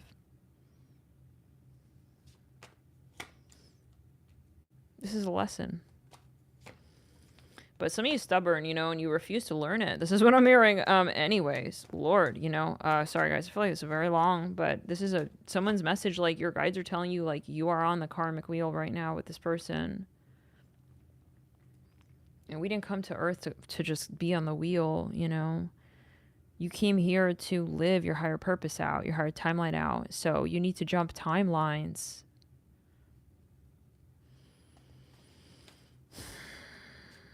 Jumping is uncomfortable, Leaving the familiar is uncomfortable. Some of you, this is the only person that you know, and it's like you feel you're going to be ostracized by society by leaving a partner who maybe even, I don't know, for everybody you talk to perspective, but maybe you have a child with this person, maybe you're married, and it's like you just feel it's like impossible because it feels different, but I think there's a lot, though, of you telling yourself that you want this and you really love this person. And, it's kind of one of those feelings where this is not for you, but you're just trying to make it, like, feel better. It's like, let's say, they give you the wrong meal at the restaurant and it's not what you ordered, but it's like you're trying to still, like, oh, it's okay. Like, you're telling you, but inside, it's like you really want to scream and you want them to give you the fucking meal you ordered. You know what I'm saying? It's like something like that. It's like the whole time you're eating this meal, it's like, that's not what I fucking wanted. Okay. I hear like that. See, there's the resentment that you're building. So you cannot fake out energy. You can't fake out karma. You can't fake out your lessons. And this is one of those lessons where Spirit says, are you going to let this happen again? Are you going to fight for that higher timeline? Are you going to be uncomfortable in an intermediary position of life and say, all I know is that I deserve better than this, that I can do better than this, and that I can experience a love that I've never experienced before, possibly ever. This would be the first time ever that you can experience a higher timeline of love. Some of you can't even imagine that someone could exist who, let's say, would love you just because they love you. Not because of what you do for them, but that you could show up and do nothing. Just sit there. Just be, honestly, just exist. And that this person would feel your energy and accept you and just love you unconditionally. Some of you cannot, you feel that cannot exist in this world. And that is the problem. That is really the problem. It's your mindset. And that's what we say when we say timeline hopping, right? It's permitting your mind to leave behind something that's promised as fact. We can always ascend and grow and learn. And so I'm seeing a corn here, cob of corn. Like, I don't think you're happy physically here. I don't think this is like mind-blowing sex. I don't think that you're extremely turned on in this relationship. I think that you are avoiding even thinking about possibly such things because, like, of excitement, passion, sex, because you are committed to whatever this is.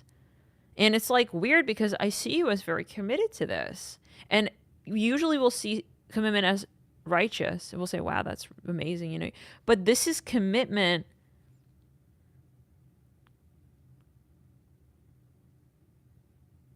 to a future that doesn't exist. It's commitment to a past that already has, though. So this is where you're not moving forward. And it's like, are you realizing you're not getting a good deal? It's like a stock. And Spirit's giving you like a tip here, like, psh, the stock gonna drop. It's not going up from here. Just like, so are you gonna really read the chart like that? Like, you really, Are you really gonna, like, still paint that portrait out? This is not the currency. So anyways.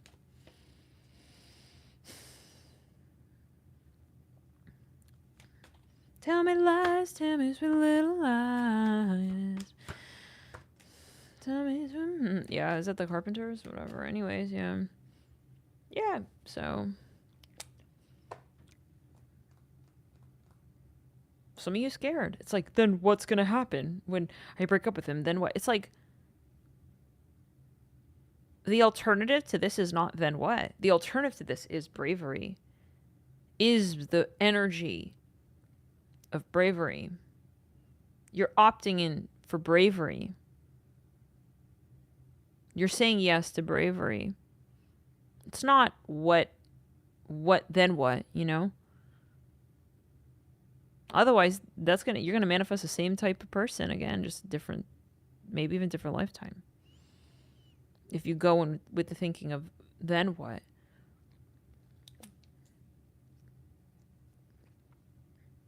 You know, some of you need to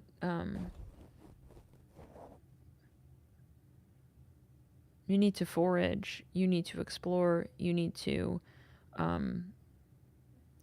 pedal, you need to swim, you need to build musculature out, you need to build independence of the mind. The issue with society is people are so addicted to feeling accepted by people they don't even know. This like globule of consciousness, which we call society and societal standards and societal norms. And it's like, the funny thing is that's always perspective, and it's always relative perspective at that. Like, you go to a different country and their perspective totally different. You go to a village tribe, and the men, they live like the women do in Western society. You know, this is very subjective. And some of you here, you need to get out there and you really need to just jump in and just start swimming and not expect for there to be land. Learn a new craft, learn a new way of life, put in another element into your story. Okay? Because this is becoming like your everything, your whole world. You know?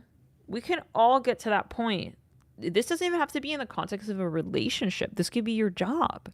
And maybe at first you like this, whatever this was, but then now it's becoming stale for you because it's starting to become everything. And it's like, you know, you need to continue to have this elasticity of mind. Some of you need to explore. I'm hearing something about construction. You need to like literally just do some random shit, you know?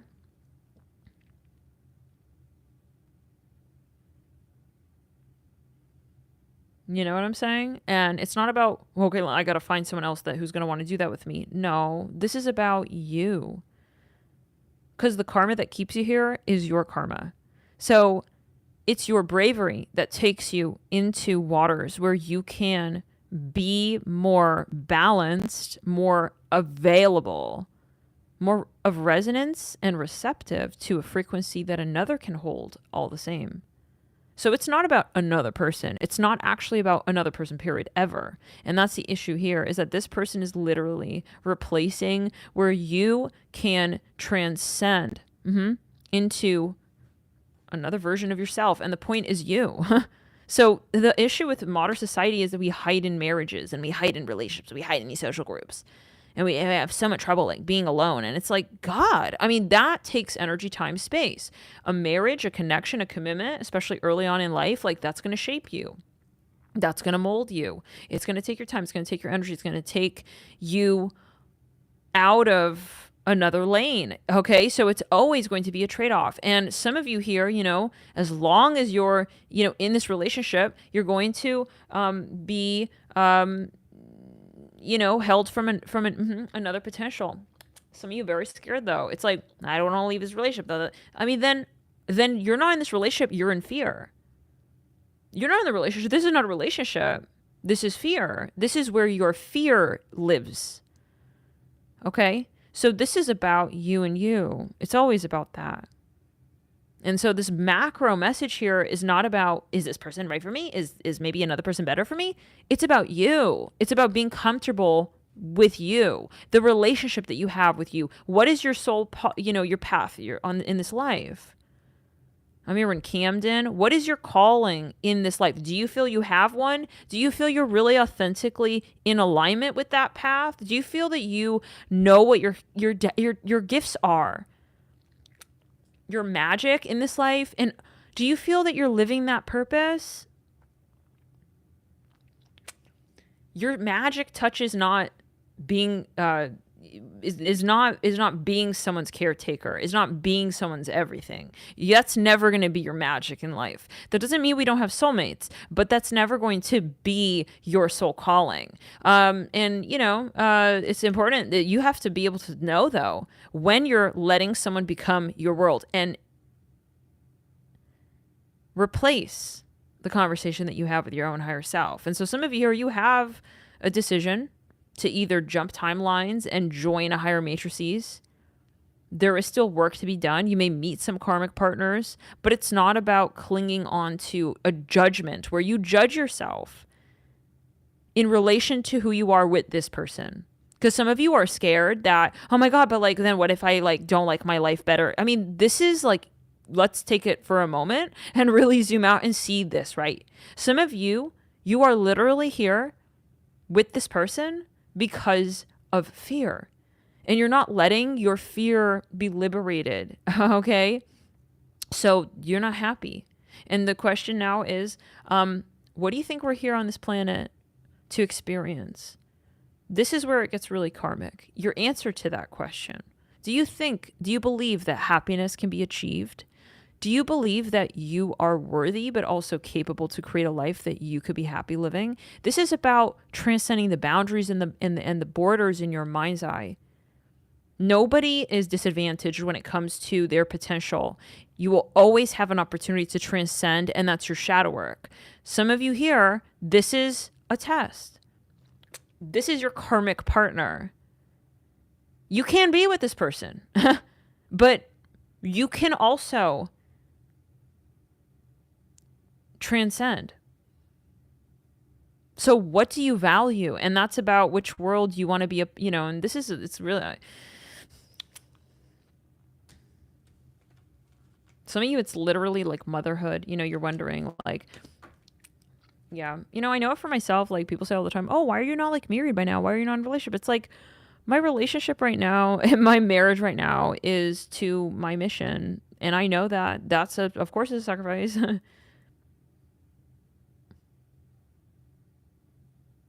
If I were married and I had kids right now, like, not like the wizards, because those are kids too.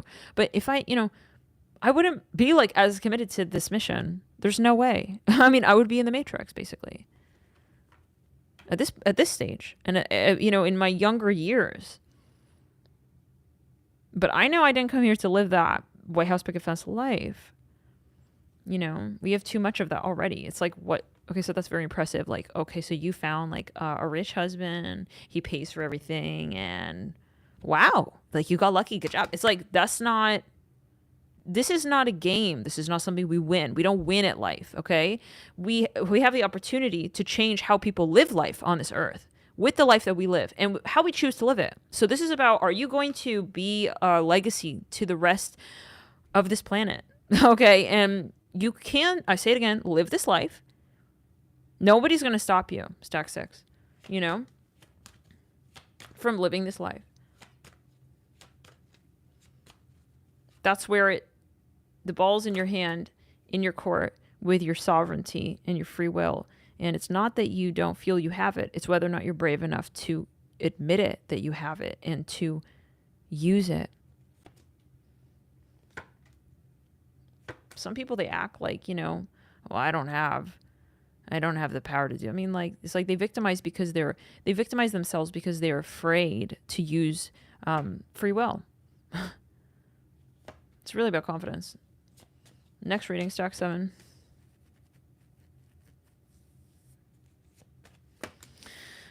You're going to be back with this person. Stack 7, you and this person are going to, I'm even hearing you're going to like hook up again. That could be just like friendly, but yeah, I see you guys, you have something connected, your organ, music. Someone here could be prone to anxiousness. You guys are going to like, I'm hearing something about a drive. You drove together somewhere. You're going to talk again. Okay, you and this person, you're going to meet up again. I rebuke it. Return to sender. I see you guys are very, you're meant to connect again. I'm seeing something about astrology here. The universe is like, I feel, keeps bringing you into this person's reality and vice versa. The star, yeah, you guys are meant to be together. Oh, the star with the hangman. You're meant to like cross paths again. Okay. How's this person doing? I'm hearing that song by Sia. I think it's called Elastic Heart. You're gonna, I feel, be in a relationship here. There's something that I'm hearing. I got what you need, you got what I want, something like that. Right. So the two of you are very complementary. You guys could be twin flames. When you first met, you know, for whatever that term is worth, right? I see that you guys had trouble together in the beginning. You have a strong connection. There is potential in the future, and I see a really, really strong transformation to the connection and what it means to the two of you. It seems like you guys separated and you both changed a lot. And when you come together again, you're going to be very different together. The energy of what you bring together is going to be so different from what you brought together when you first met each other. This is a very high vibrational connection. Maybe in the beginning, even you wrote it off as just like a hookup or a connection or a friend or a professional acquaintance. But there's something here. Some of you having dreams of each other. You're really like feeling each other's energy a lot. Someone here really is into cooking. They're like a chef. You know, I see like you guys have the potential to be a very evocative couple. Some of you here, you know, I hear twin flames again. So you may have even a purpose here. You know, those couples that you see and you're just like, damn, like they're just like that power couple. Like they're just changing the world with just, you know, just being together. Like maybe it's even that you guys come from very different backgrounds. We said dairy, you know, maybe you guys, something about milk. Maybe you guys, you know, you come from vastly different worlds, or even the fact that you separated and then you came back together after so many years. There's something to be said about the way that you guys love one another. Even maybe you guys are very different, but you love each other unconditionally, and so this is something very inspiring for the world. I'm hearing, yeah. So you could end up being, you create something as a couple that is gonna be like well known around the world. It could be famous. Yeah, you guys could be a power couple, literally. I feel like you could start a business here. Queen of Pentacles. You could be an earth sign or very entrepreneurial type, spirited individual. This person, yeah, clear and throat chakra. I feel when you met this person, you're like, I don't know, like, what is this? Like, what is this gonna be? It felt almost random, the way that you and this person cross paths. I see you exchange a business card or a phone number. I think you almost felt like even that there wasn't any potential for a romantic side of this. There could be an age gap. So yeah, but yeah, you have a future. Some of you, it's going to be like a Hallmark movie. Yeah, the way that you guys like come together. So you finally come together. I'm hearing that. I'm hearing Luke. Yeah. Huh. There's like this weird like astral connection that you weren't expecting to have with this individual. Yeah, this person could be much older, actually. Oh, they could be tall. I'm hearing tall and older. Empress. Ooh. There's a plot twist here. I'm hearing Samarkand. Is that something? What is that? That sounds familiar. You weren't sure if you were compatible with this person at first. You maybe like were seeing their astrology. One of you could be a Scorpio. We have Judgment here, the Hermit. Like, something is a plot twist. It's going to throw you off. Something's going to bring you to... Something's going to... Oh, my heart chakra. Oh. Yeah, you don't see something coming here, guys. Oh my God. You may have even like a poltergeist of an activity that takes place in your encounter. And it sounds like one of you, I'm seeing a bulb of garlic, and like a little like whipped cream on a slice of a pie. You were not thinking, you weren't expecting, this is your twin flame, you weren't expecting to have, or whatever, twin soulmate, whatever the hell you want to call it. Okay, catalyst, whatever. This person really like changed your whole life, like your perspective on life. Like there was some kind of occult experience that you had. Maybe you saw a spirit. Like, let's give an example. oh my God, I never like experienced that when I was physical with someone, that I was feeling this energy, like, something like that. Somebody here, you saw a spirit or a ghost in their aura. Yeah, something even scary like that night when you were together. There was like a spirit. There was a spiritual presence in the room, and there was just weird stuff happening.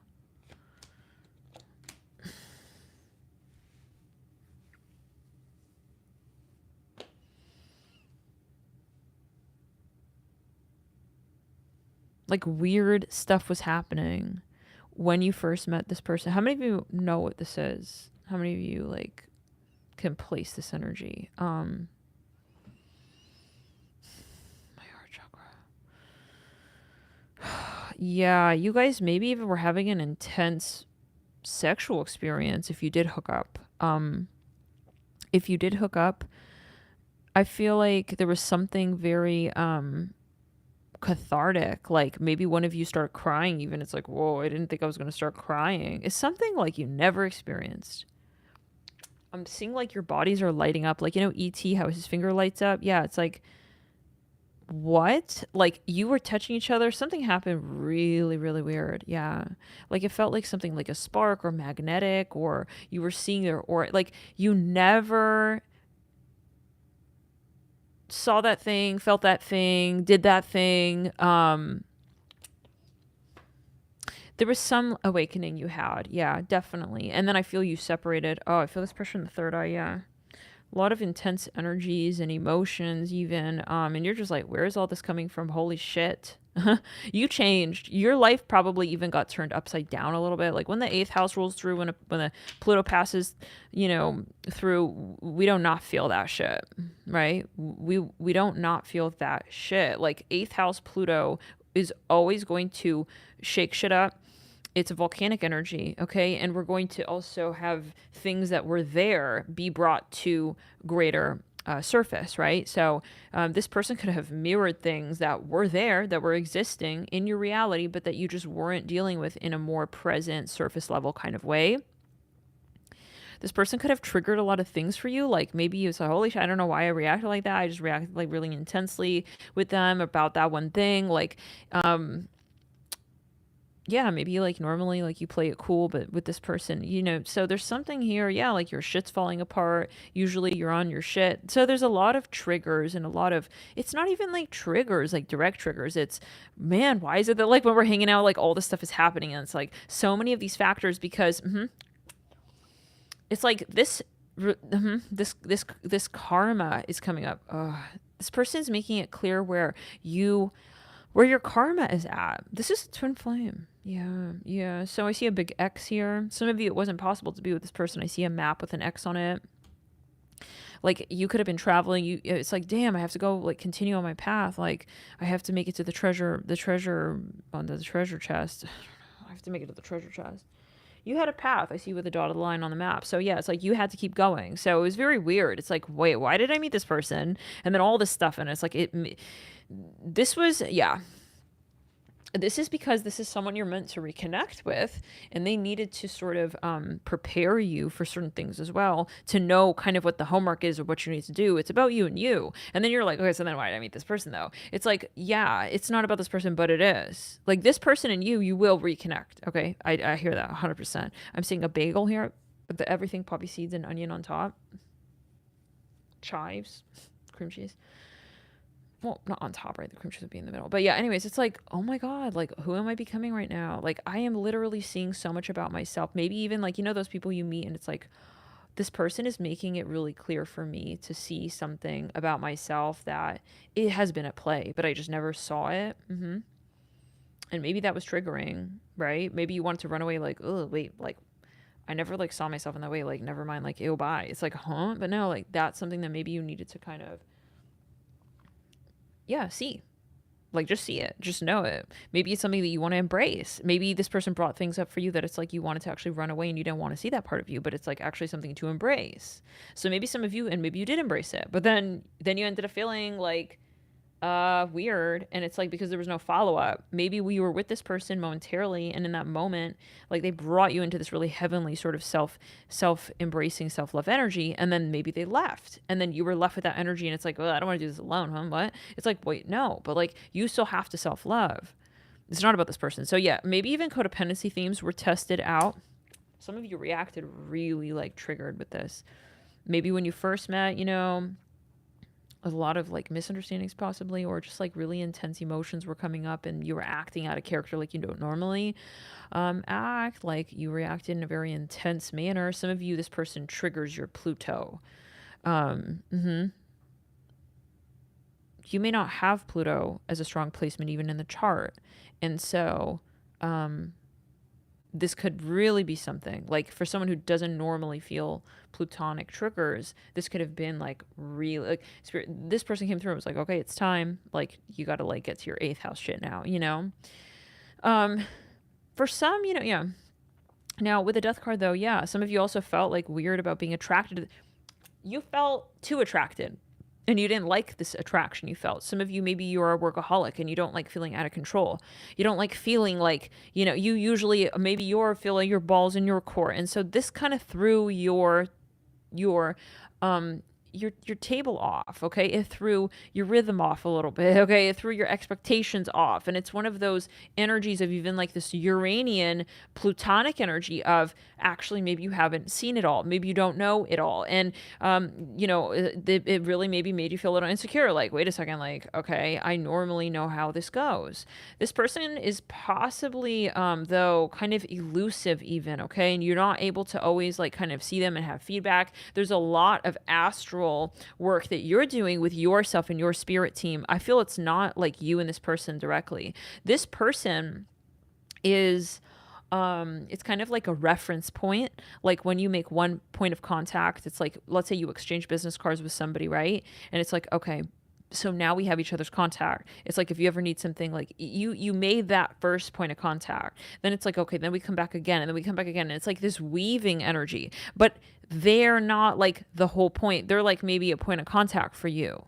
Do you see what I'm saying? How do we say this? Like, let's say you just started a job somewhere new, right?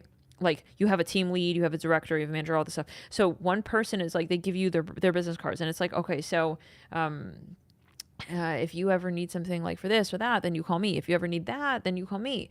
So that doesn't mean you're going to be like calling them all the time. Like, you're not living in the human resources department office with that lead, right? So, but you have their contact. So it's a reference point, but you're still starting your job, and this is your job, and this is, yeah. This is your karmic. This maybe really turned your world around, though. And it's because they came in at the threshold, at the advent of your new timeline. So you timeline hopped, and it was unexpected. Okay. So I feel like there were a lot of, this person sort of came into, it's like last minute changes to your plans. Like, it's giving you Mercury retrograde. And they're very attractive, though. I feel that almost bothers you. It's like, oh, like, why do I feel like, some of you even feel like this person could be, possibly like a narcissist, okay? Or like someone who is trying to like piss you off or trigger you. It's like, are you trying to like be this person? Like, you're in the fault comes at times when you make it about this person, right?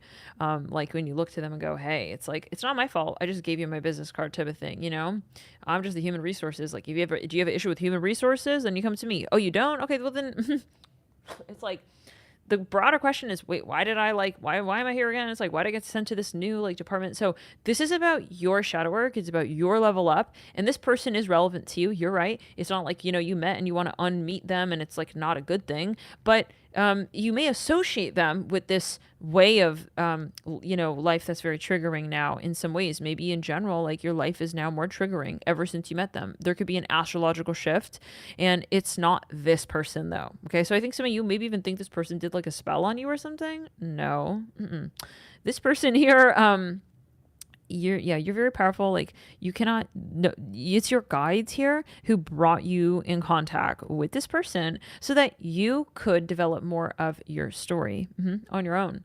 And then I see that eventually you will come together and you'll see this connection through a totally different perspective, through a totally different lens. It's kind of like, oh, I need to have those puzzle pieces, and then I can understand more like why maybe in the moment I was even not appreciating, I took it for granted, but I realized it was an integral puzzle piece. Some of you didn't know that this is your person. You didn't expect the role that they were going to play in your life. So, anyways, sorry guys. I feel like this is just like very long reading. Maybe kind of like whatever. This is about shadow work. This channel is about Pluto, 8th house. Yeah. This is about, you're here, your guides they have messages for you when it comes to shadow work and level ups. You're no less than that. So that's good news. Some of you here, this is a positive connection that's meant to empower you and uplift you. And you're meant to touch base again. So yeah.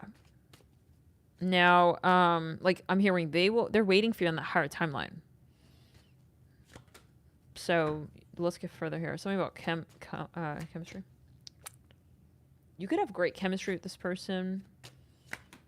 Some of you thought it was impossible to have a relationship, though. Maybe even you lived in different countries. But yeah, see, that's where it makes it really clear, like, your perspective. Like, this person is going to make it clear to you, like, how you could have been judging the potential of this connection, right? Like, why did I think it was impossible for us to have a connection? I'm hearing something about Chicago. This is also about the power of love. The power of love. Like, if you love somebody, you make shit happen. You transmute. And so this person was making it clear. There could even be some tension where you really wanted a relationship in your heart with this person, but you felt you couldn't have a relationship with this person, okay? And so you felt this tension of, I really want this. However,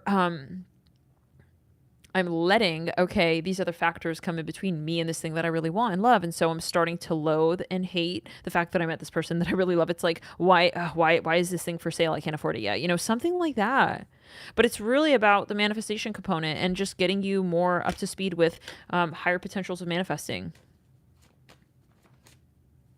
And realizing, let's just move on. So what else? Oh. Yeah. Now, stack 8.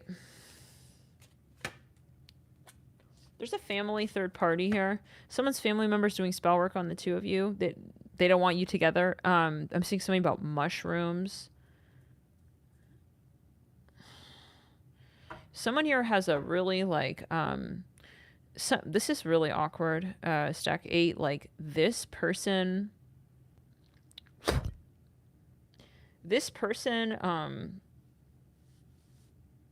you guys have really awkward, horrible karma from a past life where I think your family member even dated this person and feels like they're meant to be. I mean, this is just it's really awkward. This one, okay. The 4 of Wands, she on the down low wants your man. She maybe even she's doing a spell. Whatever. Return it to sender. I'm hearing something about Barney. She's flirting with your whatever. I'm hearing, oh, he's cute. She was very jealous though. Anyways, the minute that you shared this information with her, your relationship started to take a weird turn and weird shit started happening in your connection. He started to even act bizarre. Yeah.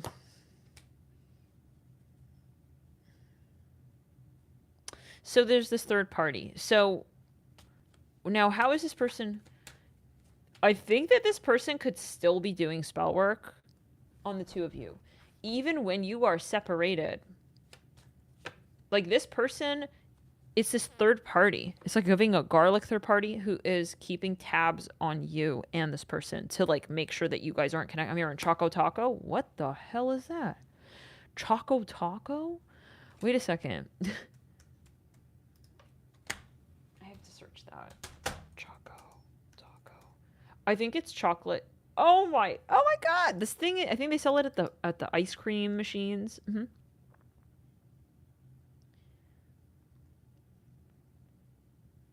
Klondike. Oh my god! Did I really used to eat that? I think maybe I don't know where the hell that came from. I think I had one of those maybe at yeah. I don't whatever. But yeah, they sell it at in the machines, in the vending machines. I think they also sell it at Like ice cream truck. Choco Taco was a good humor, but so anyhow, yeah, like someone is thirsty for your man and like thirsty for you and like thirsty. It says they're selling 10 of these on eBay for $500. Oh, it's a discontinued item. That's random as hell. I think this person trying to distract the two of you from each other. This person doesn't want you with each other. They feel like you don't deserve to be. We're like, whoa, like this is not good karma. I just be honest, you know. I just feel like sometimes it's better, like if there's that much drama. I mean, maybe like, yeah, never mind. Like it's a weird little bit. 7 of Gifts. She's doing like full-blown spell work. She has a practitioner. I'm hearing Lady in Red. I'm hearing Central C. I'm hearing Central C Sun. Hey, Alex. Alex is on the table, standing on the. There's the puzzle of Paris. Paris puzzle. Hey, Alexandra, what are you doing on the table, doll? Alex is Scorpio. She could be very jealous. Like, if you did get married, she was jealous of, like, your Parisian wedding or whatever. I don't know. She was doing, like, spell work. Some of you, she was upset that you got married, like, first and stuff. It's like, ew. Ew. La la la la la la la. I don't know. I don't want to hear about none of this. I'm hearing that. Okay, like, some of you should just show me.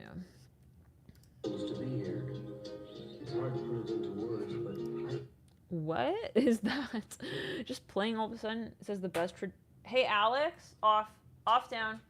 The best traditional Christmas song. I think she's all up in your business. Okay. Fucking. I see some. This woman. She's like a spider. Whoever this is, this third party.